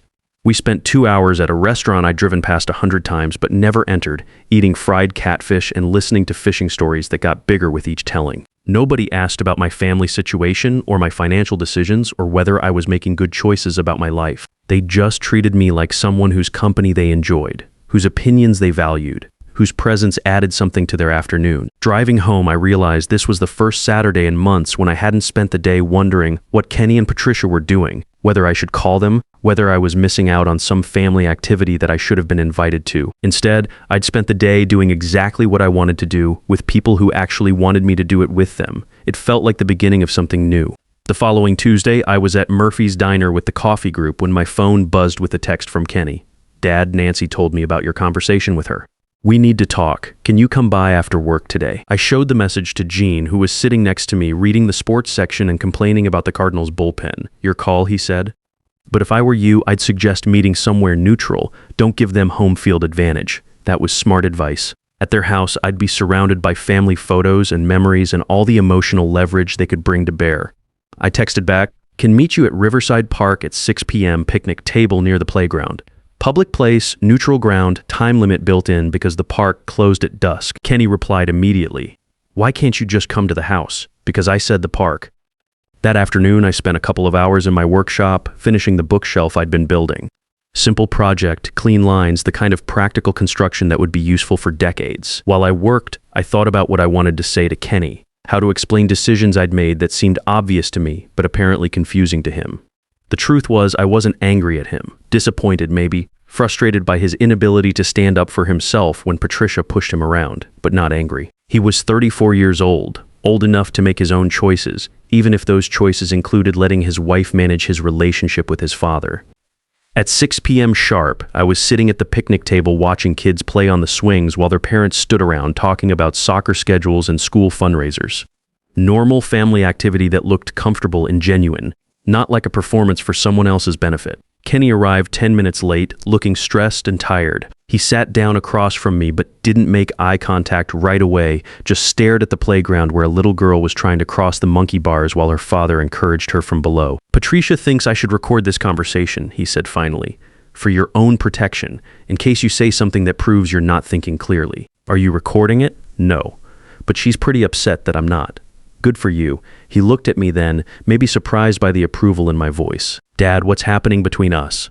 A month ago we were family, and now it feels like we're strangers." "We were never strangers, Kenny, but I don't think we were really family either. At least not the kind of family I thought we were." "What do you mean?" I watched the little girl finally make it across the monkey bars, saw her father catch her in a hug and spin her around while she laughed. That's what family looked like, joy at someone else's success. Pride in their accomplishments, celebration of their victories. "When was the last time you called me just to talk? Not because you needed something, not because Patricia told you to check on me, just because you wanted to hear my voice?" Kenny was quiet for a long moment. "I don't know. When was the last time you invited me to something because you wanted me there? Not because you felt guilty about leaving me out, but because the event would be better with me in it." Another long pause. "Dad, that's not fair. We invite you to everything. You invite me to everything because you feel like you have to. There's a difference." A group of teenagers had taken over the basketball court, playing a pickup game with the kind of intensity that makes every shot seem like it matters. Their laughter carried across the park, the sound of people enjoying each other's company without any agenda beyond having fun. "I don't understand what you want from me," Kenny said. "I don't want anything from you. That's the point. I want you to live your life, take care of your family, make decisions that are right for you. I don't want to be a burden you feel responsible for managing." "You're not a burden. Kenny, your wife thinks I should be evaluated for dementia because I stopped paying your bills." "If that's not treating someone like a burden, what is?" He flinched at that, probably realizing how it sounded when put so bluntly. "Patricia's just worried about you. She thinks you're isolating yourself, making decisions based on grief instead of clear thinking. And what do you think? I think you've been different since Mom died. Sadder, more distant, and now you're pushing away the people who want to help you through it." I looked at my son, this man I'd raised to think independently and solve problems, and tried to understand when he'd started confusing help with control. "Kenny, let me ask you something. In the past 2 years, how many times have you asked me what I needed instead of assuming you knew what was best for me?" "What do you mean? How many times have you said, 'Dad, what would make you happy?' instead of 'Dad, you should come to dinner on Sunday'? How many times have you asked what I wanted to do instead of telling me what you thought I needed?" He stared at the basketball game, watching the kids run back and forth across the court with the kind of purposeful energy that comes from having clear goals and simple rules. "I guess I thought I knew what you needed. You thought I needed to be included in your life. What I actually needed was to build a life of my own. But family should be part of that life. Family should be part of it, not all of it. There's a difference between being connected and being dependent." We sat in silence for a while, watching the park empty as evening settled in. The basketball kids gathered their stuff and headed home to dinner. The parents at the playground called their children off the swings and monkey bars. Normal end-of-day rhythms that didn't require negotiation or explanation. "Patricia's going to be upset if I don't convince you to change your mind about the money," Kenny said finally. "Then Patricia's going to be upset. She thinks you're punishing us for something, trying to teach us some kind of lesson. I'm not trying to teach you anything. I'm trying to live like a grown man instead of like someone's obligation. So what happens now? Do we just not talk anymore? We can talk anytime you want to. But we're going to talk as equals, not as a father and son where one of us is responsible for managing the other one's life. I never wanted to manage your life, Dad. Maybe not. But that's what was happening, and I'm done with it." The park was closing, streetlights beginning to flicker on around the perimeter. Time to go home to our separate houses, our separate lives, our separate responsibilities. "Will you at least think about family counseling?" Kenny asked as we walked toward our trucks, maybe with someone neutral who could help us figure out how to do this better. I considered it for a moment. "Only if Patricia agrees to stop trying to have me declared mentally incompetent." "What?" "Ask her about Dr. Elizabeth Manning. Ask her about the calls she's been making to my neighbors and my doctor's office. Ask her about her research into cognitive decline in elderly men." Kenny's face went pale in the gathering darkness. "Dad, I had no idea she was doing that." "Now you do." That night, I got 3 phone calls. The first was from Kenny at 8:30, his voice tight with anger I hadn't heard since he was a teenager. "Dad, I confronted Patricia about what you said. About the doctor calls and the mental health stuff, and she admitted it. Said she was trying to get documentation in case we needed to prove you weren't capable of making good decisions. She actually kept notes about conversations she had with people, dates and times, and what they said about your behavior. I sat down in my recliner, the one Alice had bought me for my 50th birthday, and tried to process what my son was telling me. My daughter-in-law had been building a case against my mental competency, collecting evidence from neighbors and medical professionals, preparing to have me declared incapable of managing my own life. How do you feel about that? How do I feel, Dad? I'm furious. I had no idea she was doing that. When I asked her about it, she said she was protecting our family's interests, that someone had to be thinking strategically about the situation. Protecting your family's interests, her words, not mine. And when I told her that was completely unacceptable, that you have the right to make your own decisions even if we don't like them, she said I was being naive. The second call came at 9:15. Patricia, her voice cold and controlled, the tone she used when she decided someone was an obstacle to be managed, rather than a person to be reasoned with. "Harold, I understand Kenny talked to you about some research I was doing. I want you to know that everything I did was out of concern for your well-being." Concern for my well-being or concern for your bank account? Those aren't mutually exclusive. Your financial decisions affect the whole family, whether you want to admit it or not. I looked around my living room at the furniture Alice and I had chosen together, at the family photos that told the story of 35 years of marriage and child raising. This was my house, my life, my money, my decision to make. Patricia, let me be very clear about something. If you ever contact my doctor again without my permission, if you ever discuss my mental health with my neighbors again, if you ever try to interfere with my medical care or my legal decisions, I will file a harassment complaint with the police. You're being dramatic. I'm being serious. Dead serious. You've crossed lines that can't be uncrossed. Harold, you're making a mistake. We're the only family you have left. When you get older, when you need help, we're the people who will be there for you. Burning bridges with us isn't smart. The threat was subtle but clear. Play by their rules or face old age alone and unsupported. The same leverage adult children use against elderly parents all across America: cooperate or be abandoned. Patricia, I'd rather be alone and independent than surrounded by people who see me as a problem to be managed. The third call was from Nancy at 10:45, long past her usual bedtime. Grandpa Harold, I'm sorry to call so late, but Mom and Dad are having a huge fight and I'm scared. What kind of fight? About you, about money, about things I don't really understand. Dad's saying Mom went too far, and Mom's saying Dad's being weak, and they're yelling at each other like I've never heard before. I could hear raised voices in the background, muffled by distance, but clearly angry. Kenny and Patricia working through the consequences of strategies that had blown up in their faces. Are you okay? Are you safe? I'm in my room with the door locked. EJ's hiding in his room too. Grandpa, did Mom really try to have you declared crazy? The question hit me like a punch to the chest. This 16-year-old girl, my granddaughter, having to process the fact that her mother had tried to destroy her grandfather's independence for financial gain. She was researching ways to challenge my legal decisions. Yes, that's so messed up. You're not crazy. You're like the least crazy person I know. Thank you for saying that. Are you going to be okay? I mean, with all this family stuff falling apart, I thought about the question seriously.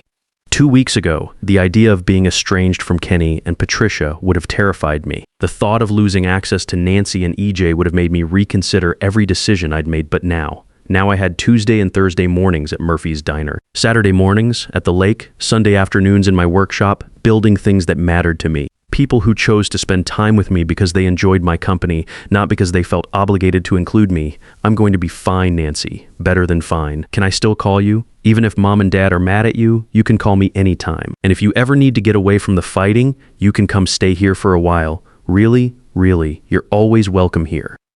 After I hung up, I sat in the quiet of my house and thought about what had just happened. In the space of 3 phone calls, I'd learned that my daughter-in-law had been actively trying to destroy my independence, that my son was finally seeing her for what she really was, and that my granddaughter understood the situation better than the adults involved.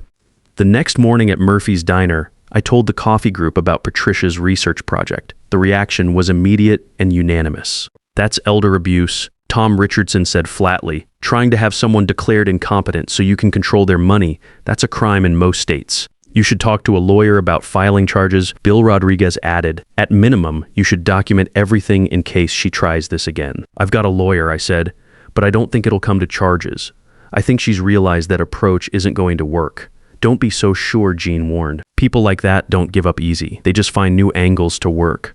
That afternoon, I called Dorothy Walsh and told her about Patricia's documentation project. That's actually helpful, she said. If she's been keeping notes about your behavior, and those notes don't support a finding of incompetence, they become evidence in your favor. What do you mean? If she's been documenting normal activities and rational decisions, trying to spin them as evidence of cognitive decline, a judge would see right through that. It would actually prove that she was the one acting irrationally, so I shouldn't be worried. I think you should be cautious.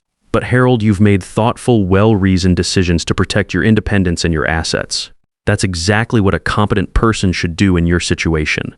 That evening, I worked in my shop until well past dark, building a jewelry box for Nancy. Simple design, solid construction, the kind of piece that would last for decades. While I worked, I thought about what I'd learned over the past month. Family isn't automatically sacred.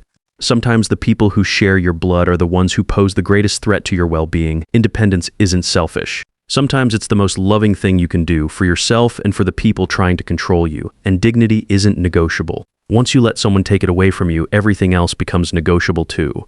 2 weeks passed without any contact from Kenny or Patricia. No phone calls, no surprise visits, no attempts at reconciliation or manipulation. Just silence, which felt more peaceful than I'd expected. I'd been bracing for escalation, for more desperate attempts to regain control, but instead there was simply space to breathe and think and build the life I actually wanted. I fell into new routines that felt natural rather than forced. Tuesday and Thursday mornings at Murphy's Diner became the highlight of my week, minus 2 hours of conversation with men who valued my opinions and laughed at my jokes without any ulterior motives.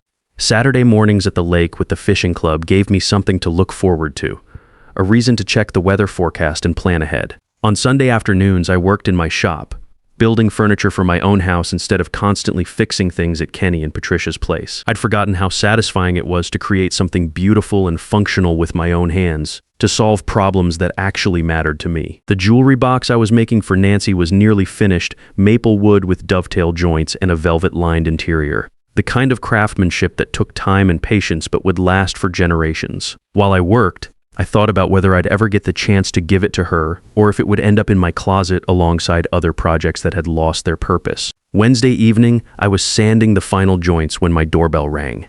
I looked through the window and saw Kenny standing on my porch alone, holding what looked like a manila envelope. No Patricia this time, no backup support, just my son looking tired and uncertain. I opened the door but didn't invite him in. We'd moved past automatic hospitality, but I wasn't ready to trust that this visit would be different from the others. "Dad, can we talk? Just for a few minutes." "I'm listening." He looked around the porch at the chairs where Alice used to sit and read while I worked in the yard. "Could we maybe sit down? This might take a while." I gestured to one of the chairs and sat down in the other one. The evening was cooling off, that comfortable temperature that made you want to stay outside and watch the sunset instead of hurrying back to air conditioning. "I brought you something," Kenny said, handing me the envelope.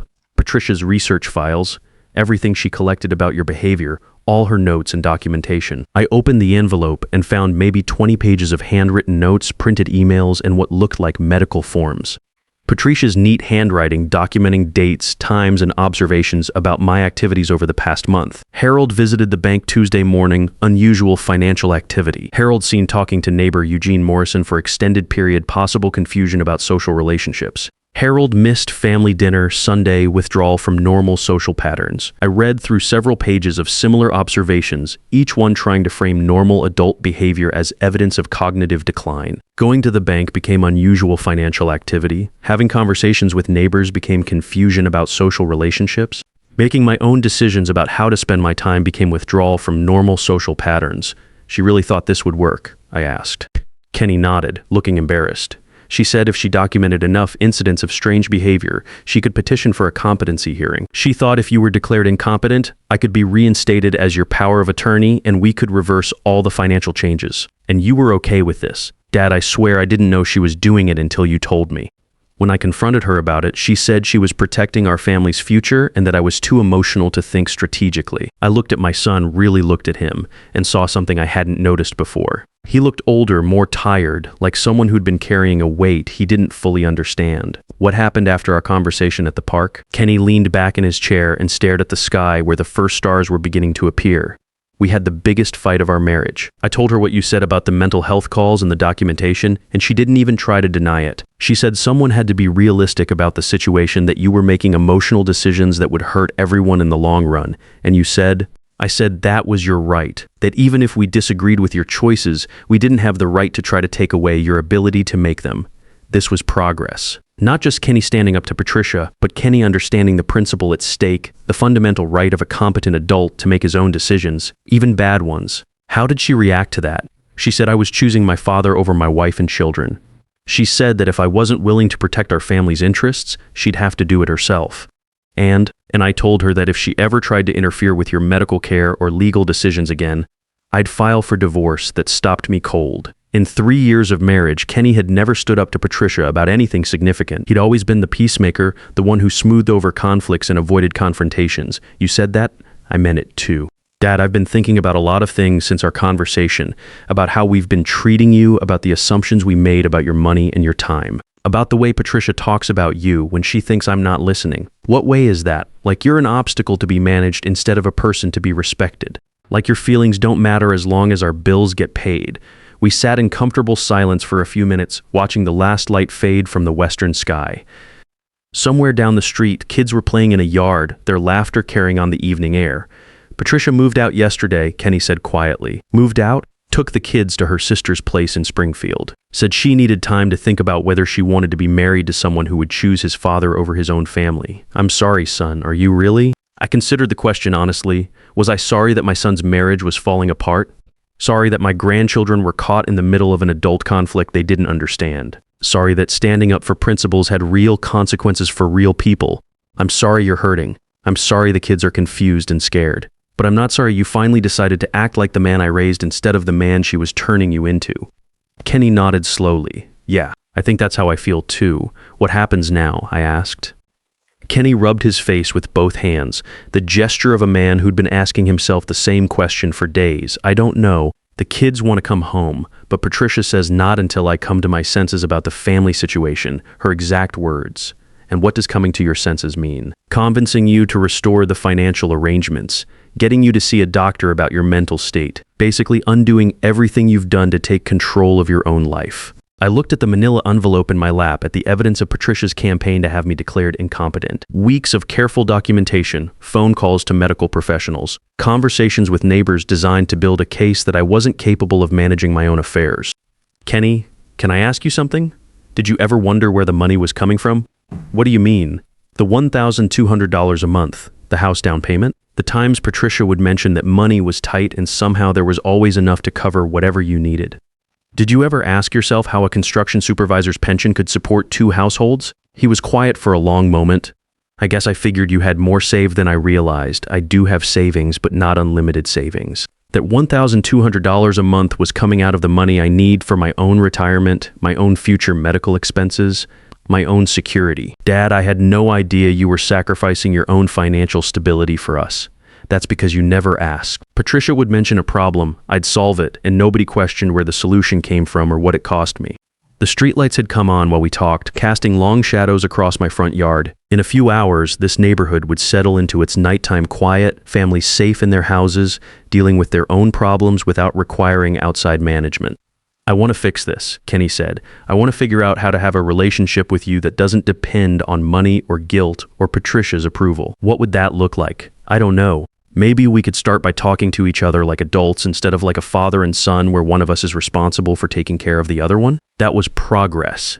Real progress. Not just understanding what had gone wrong, but understanding what needed to change going forward.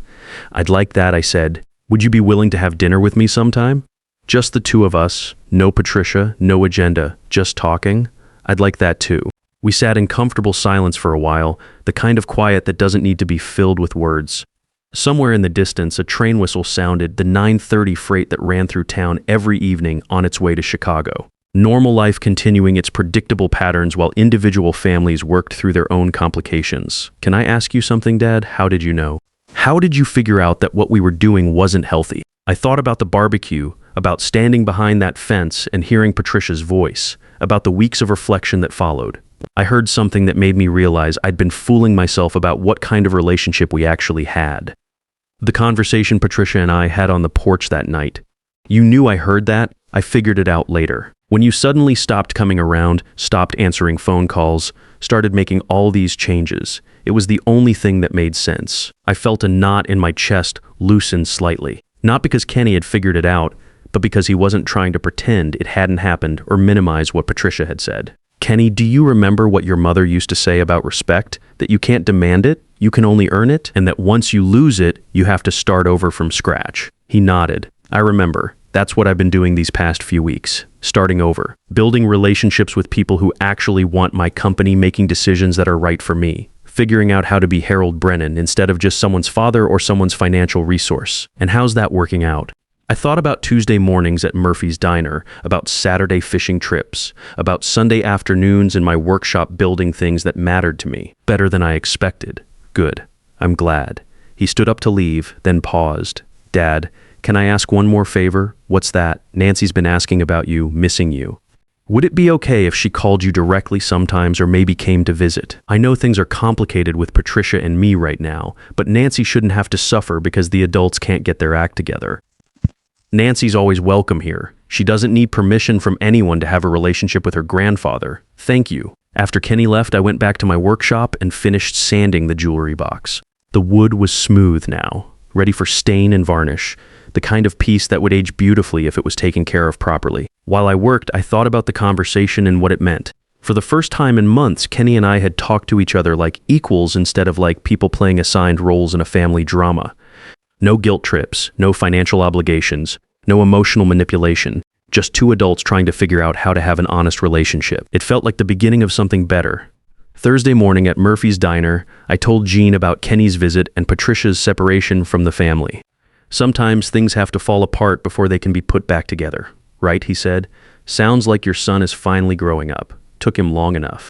Better late than never. And Harold, you should be proud of yourself. Standing up to family manipulation isn't easy, especially when there are grandkids involved. I'm not sure proud is the right word, but I don't regret it. That's probably better than proud anyway. Tom Richardson, who'd been listening to our conversation, leaned over from the next table. Harold, my daughter tried to pull something similar with me a few years back. Wanted me to sign over my house so she could manage it for me. Know what I told her? What's that? I told her that the day I can't manage my own house is the day I move to assisted living, not the day I hand it over to someone who thinks they know better than I do what's best for me. Did she back off, eventually? But it took a while, and she didn't speak to me for about 6 months. Best 6 months of my retirement, if I'm being honest. I laughed at that, understanding exactly what he meant. Sometimes the absence of problematic people is more valuable than their presence, no matter how much you love them. Friday afternoon, I was in my workshop applying the first coat of stain to Nancy's jewelry box when I heard a car in my driveway. Through the window, I saw an older Honda Civic I didn't recognize and Nancy getting out of the driver's seat. She was wearing jeans and a t-shirt, looking more like the teenager she was than the young woman she was trying to become. I walked out to meet her, wiping stain off my hands with a rag. Nancy, whose car is that? It's mine. Well, sort of. Dad helped me buy it last week with money from my summer job. I passed my driver's test on Tuesday. Congratulations. That's a big step. She looked around the yard, at the garden I'd been maintaining since Alice died, at the workshop where light spilled out through the open door. Can I come in? I mean, is it okay if I visit you here, Nancy? You never need permission to visit me. This is your grandfather's house. You're always welcome.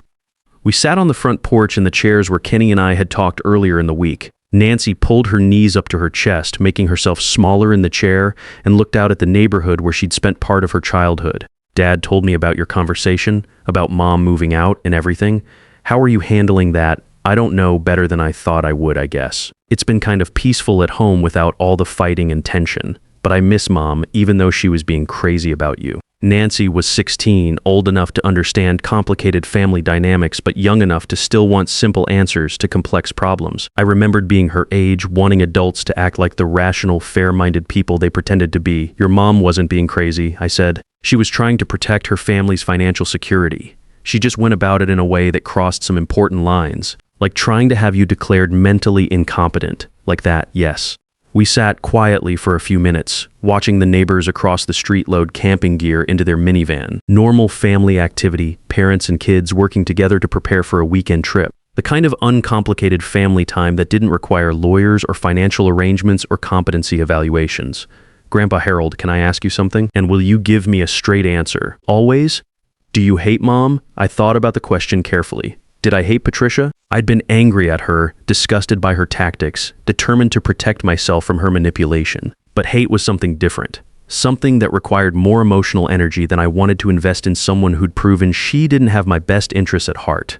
No, I don't hate her. I think she's someone who sees other people as resources to be managed rather than as individuals with their own rights and feelings. That makes her dangerous to my well-being. But it doesn't make me hate her. Do you think she loves Dad?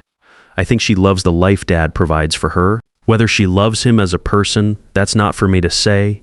Nancy nodded like she'd been thinking about the same question. I think Dad's happier without her. Is that a terrible thing to say about my own mother? It's an observation. Observations aren't terrible, they're just information.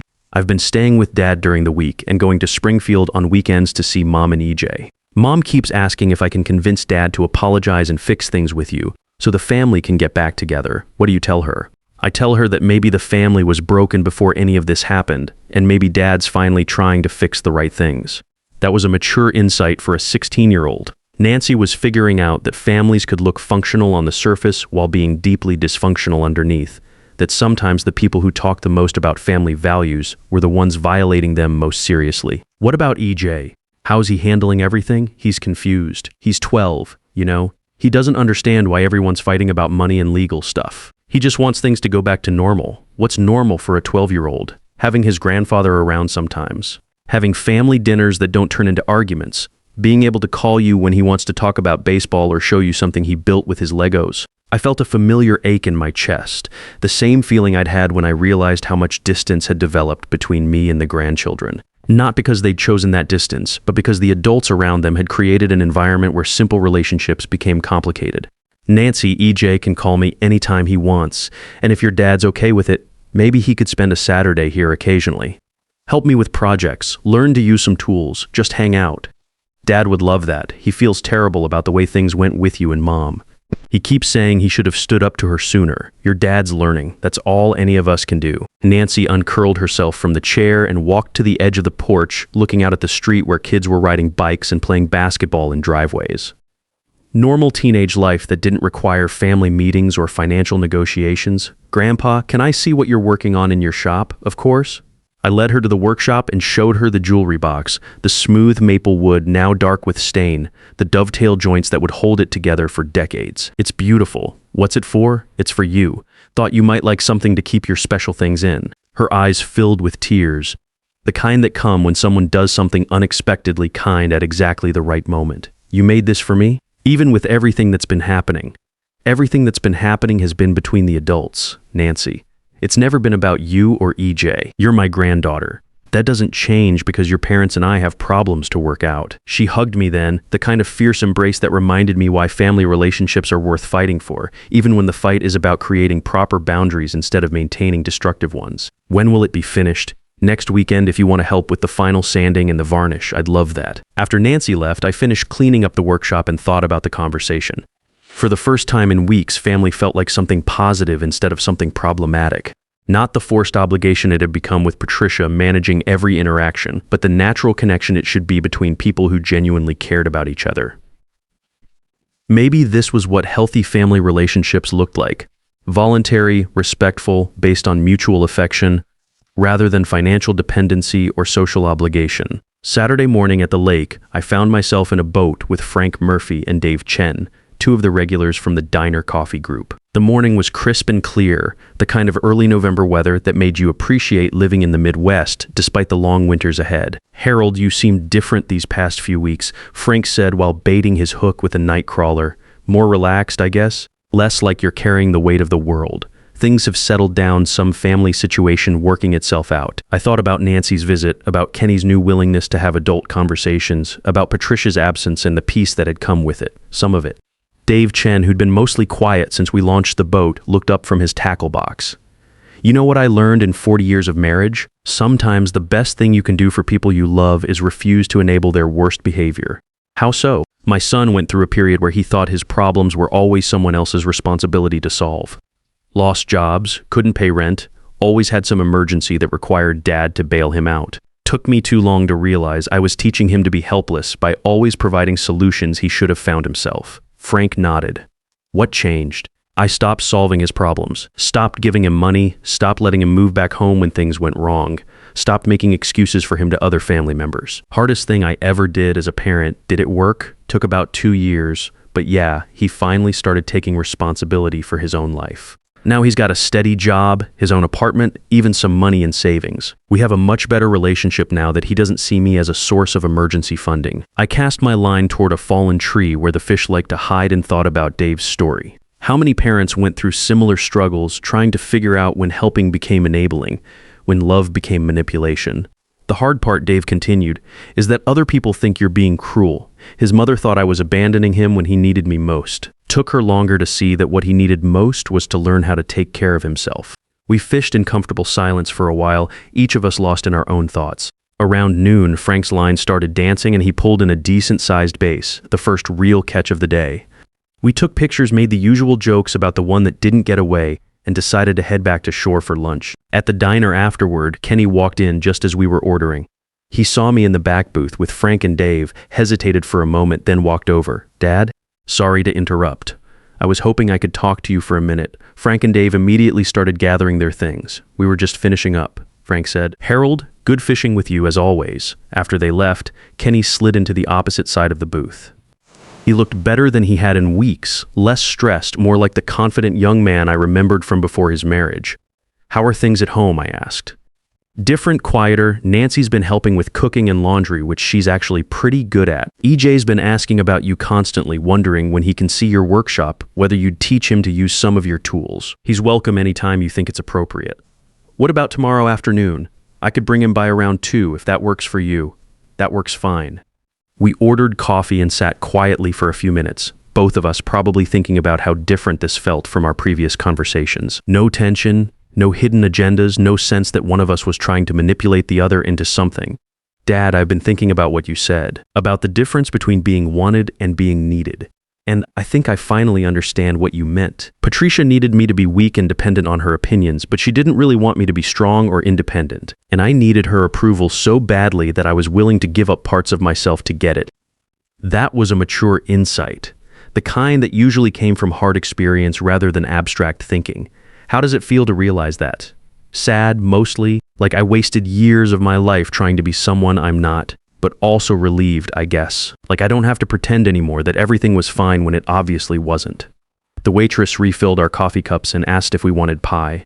We both declined, but the interruption gave us a moment to process what Kenny had just said. What happens now? With Patricia, I don't know. She's filing for divorce, says she can't be married to someone who would choose his father over his family's financial security. Her lawyer thinks she can get substantial alimony and child support. How do you feel about that, honestly? Relieved. The idea of trying to rebuild a marriage with someone who tried to have my father declared mentally incompetent. I can't get past that. Even if we could work out the other stuff, I don't think I could ever trust her judgment again. We talked for another hour about practical things, custody arrangements, the house they'd have to sell, Kenny's plans for managing as a single father. Normal adult conversation about difficult circumstances, without drama or blame or attempts to assign responsibility for choices other people had made. Dad, can I ask you something? Do you think I can be a good father on my own, without Patricia managing everything? Kenny, you were a good father when you were 25 and didn't know anything about raising kids. You're going to be a much better father now that you're 34 and understand that your job is to raise independent adults, not dependent children. I hope you're right. I know I'm right. And if you need advice or support, you can ask for it. But you don't need anyone else to make your decisions for you. Walking to our trucks afterward, Kenny turned to me. Dad, I'm sorry for all of it. For not seeing what was happening, for letting Patricia treat you badly, for taking advantage of your generosity. I'm sorry I had to lose my wife to figure out how to be your son. You didn't lose your wife, Kenny. You found yourself. Sunday afternoon, Kenny brought EJ over to see the workshop. 12 years old, full of questions and energy, excited to learn how tools worked and what they could build together. For 3 hours, we worked on a simple birdhouse, teaching EJ how to measure and cut and sand and fit pieces together. Normal grandfather-grandson activity that didn't require any complicated negotiations or emotional management. Just 3 generations of men building something together with their hands. 3 months later, on a cold February morning, I was at Murphy's Diner with the coffee group when my phone buzzed with a text from Nancy, Grandpa. Guess what? I got accepted to State University for next fall with a partial scholarship. Can you help me celebrate? I showed the message to Jean, who was sitting next to me reading the newspaper and grumbling about the weather forecast. Your granddaughter, he asked, getting ready for college, wants to celebrate. That's great news. Smart girl, very smart, and independent. She's been working part-time after school to save money for college expenses her scholarship doesn't cover. Tom Richardson looked up from his crossword puzzle. Good for her. Kids who work for what they get appreciate it more than the ones who have everything handed to them. I texted Nancy back, congratulations. Dinner tonight at Romano's, 6 p.m. Her response came immediately perfect. Dad and EJ want to come too if that's okay. I looked around the table at these men who'd become my friends, who'd welcomed me into their routine without asking for anything in return except my company. 6 months ago, I would have been eating breakfast alone in my kitchen, planning another day of trying to insert myself into Kenny and Patricia's life. Now I had places to go, people to see, conversations to look forward to. I need to leave a little early today, I told the group. Family celebration tonight. Good family or complicated family? Bill Rodriguez asked with a grin. Good family, finally. That evening at Romano's, we sat in a booth near the back, away from the noise of the bar and the big screen TVs. Kenny looked relaxed in a way I hadn't seen since before his marriage, like someone who'd stopped trying to manage other people's expectations and started living his own life. Nancy was excited about college, full of plans for her major in education, and her dreams of becoming a high school English teacher. EJ, now 13 and growing into his teenage awkwardness, was building a model airplane with techniques I'd taught him in my workshop. Normal family conversation that didn't require any special management or careful navigation around sensitive topics. Dad, Kenny said over dessert, I wanted to tell you something. The divorce was finalized last week. How are you feeling about that? Relieved, mostly? Patricia's moving to Springfield permanently, closer to her family. Nancy will stay with me during the school year and spend summers with her mother. EJ will split time more evenly, but he wants to stay in town for school and sports, and you're okay managing everything on your own. I'm learning. Nancy's been helping a lot, and EJ's old enough to take on more responsibility around the house. It's been good for all of us, actually figuring out how to function as a family without someone else calling all the shots. Nancy looked up from her slice of chocolate cake. Grandpa Harold, I want to thank you for something. What's that? For showing us what it looks like when someone stands up for themselves. I know it was hard, and I know it caused a lot of problems. But watching you take control of your own life taught me something important. What did it teach you? That you don't have to accept other people's definitions of who you should be or what you should want. That it's okay to set boundaries even with family if they're treating you badly. Kenny nodded. She's right, Dad. What you did, taking back control of your finances, changing your legal documents, refusing to be manipulated, that took real courage, and it probably saved all of us from years of dysfunction. After dinner, we walked to the parking lot together. The evening was cold but clear, the kind of winter night that made you appreciate having somewhere warm to go home to. Dad, Kenny said, would you like to come over for breakfast on Sunday? Nothing fancy, just pancakes and coffee and hanging out together. I'd like that. No agenda, no family business to discuss, no problems to solve. Just spending time together because we want to. That night, I sat in my living room with a book and a glass of wine, reflecting on how much had changed since that barbecue in May. The house felt different, not empty, but peaceful. Like a place where someone lived by choice rather than by default. Alice's photos still sat on the side tables, but they didn't make me sad anymore. Instead, they reminded me of what she used to say about independence and self-respect. Lessons I'd somehow forgotten in the grief and confusion that followed her death. My phone rang around 9 p.m. Gene Morrison calling to check on the family celebration and to remind me about the fishing club's annual banquet next Saturday. You planning to come? He asked. Wouldn't miss it. Good. They're giving out awards for biggest fish, most fish, and best fishing story. You might have a shot at the last one, considering all the family drama you've been through this year. I laughed. You think family dysfunction qualifies as a fishing story? Harold, after the year you've had, everything qualifies as a fishing story. Tuesday morning at Murphy's Diner, I realized I'd been coming to the coffee group for 6 months without missing a single session. Not because I felt obligated, but because I genuinely enjoyed the company and the conversation. These men had become friends in the truest sense. People who valued my opinions, laughed at my jokes, and included me because they wanted me there. Harold, Frank Murphy said, you ever regret the changes you made? Walking away from that financial arrangement with your family? I thought about the question seriously. Did I regret standing up for myself? Did I miss the old dynamic where I was needed but not necessarily wanted? No regrets, I said. Best decision I've made in years. Even though it cost you your relationship with your daughter-in-law, especially because it cost me that relationship. Turns out some relationships aren't worth preserving. Dave Chen nodded. Sometimes you have to lose the wrong people to make room for the right ones. That afternoon, I finished building a tool chest for EJ's 14th birthday next month. Solid construction, built to last for decades. The kind of gift that said, I believe you'll grow into someone who values quality craftsmanship. While I worked, I thought about the man I'd been a year ago, lost, desperate for connection, willing to pay any price for inclusion in other people's lives. And the man I was now, independent, respected, surrounded by people who chose my company because they enjoyed it. At 58, I'd finally learned the difference between being wanted and being needed, and it had made all the difference. 1 year later, I was standing in the parking lot of State University, helping Nancy load her belongings into her dorm room for her freshman year. Kenny and EJ were carrying boxes while Nancy directed traffic with the efficiency of someone who'd inherited her grandfather's organizational skills. Careful with that one, she called to her brother. My laptop's in there. EJ, now 14 and almost as tall as his father, rolled his eyes but handled the box more carefully. Nancy, you've got enough stuff to furnish a whole apartment. It's 4 years worth of education. I want to be prepared. I watched my grandchildren work together, Kenny supervising but letting them solve their own problems, and felt something I hadn't experienced in years.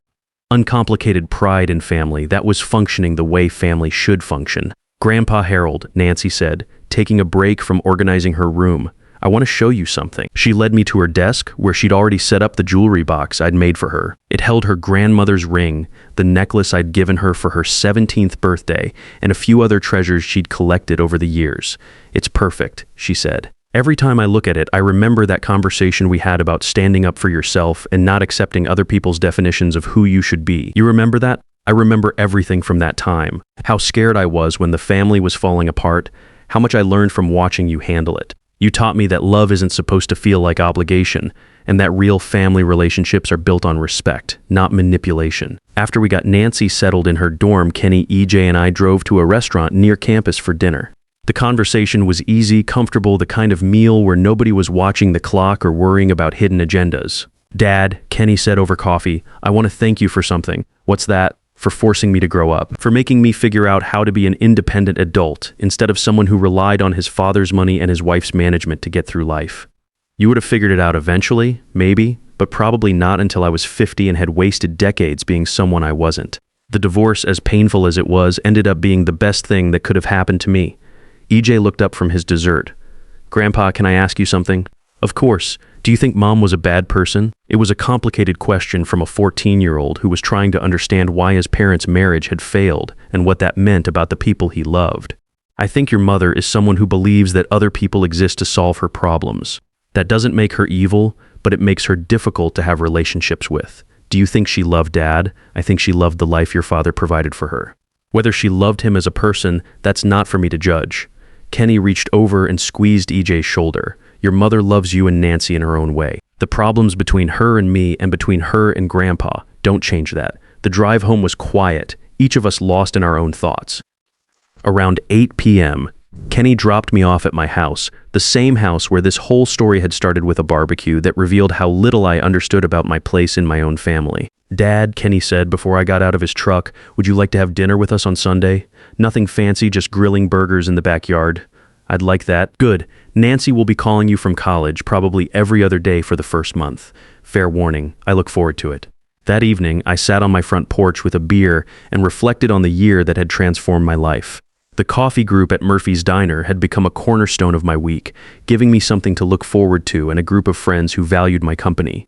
The fishing club provided outdoor activity and male companionship without any emotional complications. My workshop had become a place of creation rather than escape, where I built things for people I cared about rather than hiding from family obligations I couldn't handle. Most importantly, my relationship with Kenny and the grandchildren had evolved into something genuine rather than something performed. We spent time together because we enjoyed each other's company, not because anyone felt guilty or obligated or financially dependent. The next Tuesday at Murphy's Diner, I told the coffee group about Nancy's move to college and how proud I was of the young woman she'd become. "Sounds like you did something right," Tom Richardson said. "Teaching a teenager to stand up for herself and think independently, that's not easy." "I didn't teach her that. I just showed her what it looked like when someone finally remembered how to do it." "Same thing," Gene Morrison said. "Kids learn more from watching what adults do than from listening to what they say." That afternoon, I drove to the woodworking shop where I'd been taking classes for the past 6 months. The instructor, a retired cabinet maker named Carl Williams, had become something between a teacher and a friend, someone who appreciated both my eagerness to learn and my existing skill with tools. "Harold," he said, "I want to talk to you about something. The community center is looking for volunteers to teach basic woodworking to kids whose parents can't afford private lessons. Thought you might be interested. What would it involve Saturday mornings 10 weeks at a time? Teaching 8 to 12-year-olds how to use hand tools safely and build simple projects. Nothing complicated, just giving kids a chance to create something with their hands." I thought about EJ, about how much he'd enjoyed learning to use my tools, about the satisfaction that came from building something useful and beautiful. "I'd like that." "Great. Program starts next month." Driving home, I realized that for the first time since Alice died, I was looking forward to the future instead of just surviving the present. I had friends who genuinely enjoyed my company, family relationships based on mutual respect rather than financial dependency, and opportunities to contribute something meaningful to my community. At 59, I'd finally learned the most important lesson of my adult life: the difference between being needed and being valued, between being tolerated and being welcomed, between existing in other people's lives and building a life of my own. It had taken losing almost everything to figure out what actually mattered. But once I'd figured it out, everything else had fallen into place with surprising ease. Some people spend their whole lives trying to be indispensable to others. I'd discovered that being dispensable to the wrong people was the key to becoming invaluable to the right ones. Sometimes the greatest gift you can give to people who take you for granted is teaching them to live without you. It forces them to discover their own strength while protecting your own dignity. Real family isn't built on obligation or financial dependency. It's built on mutual respect between people who choose to be in each other's lives because they genuinely value what each person brings to the relationship.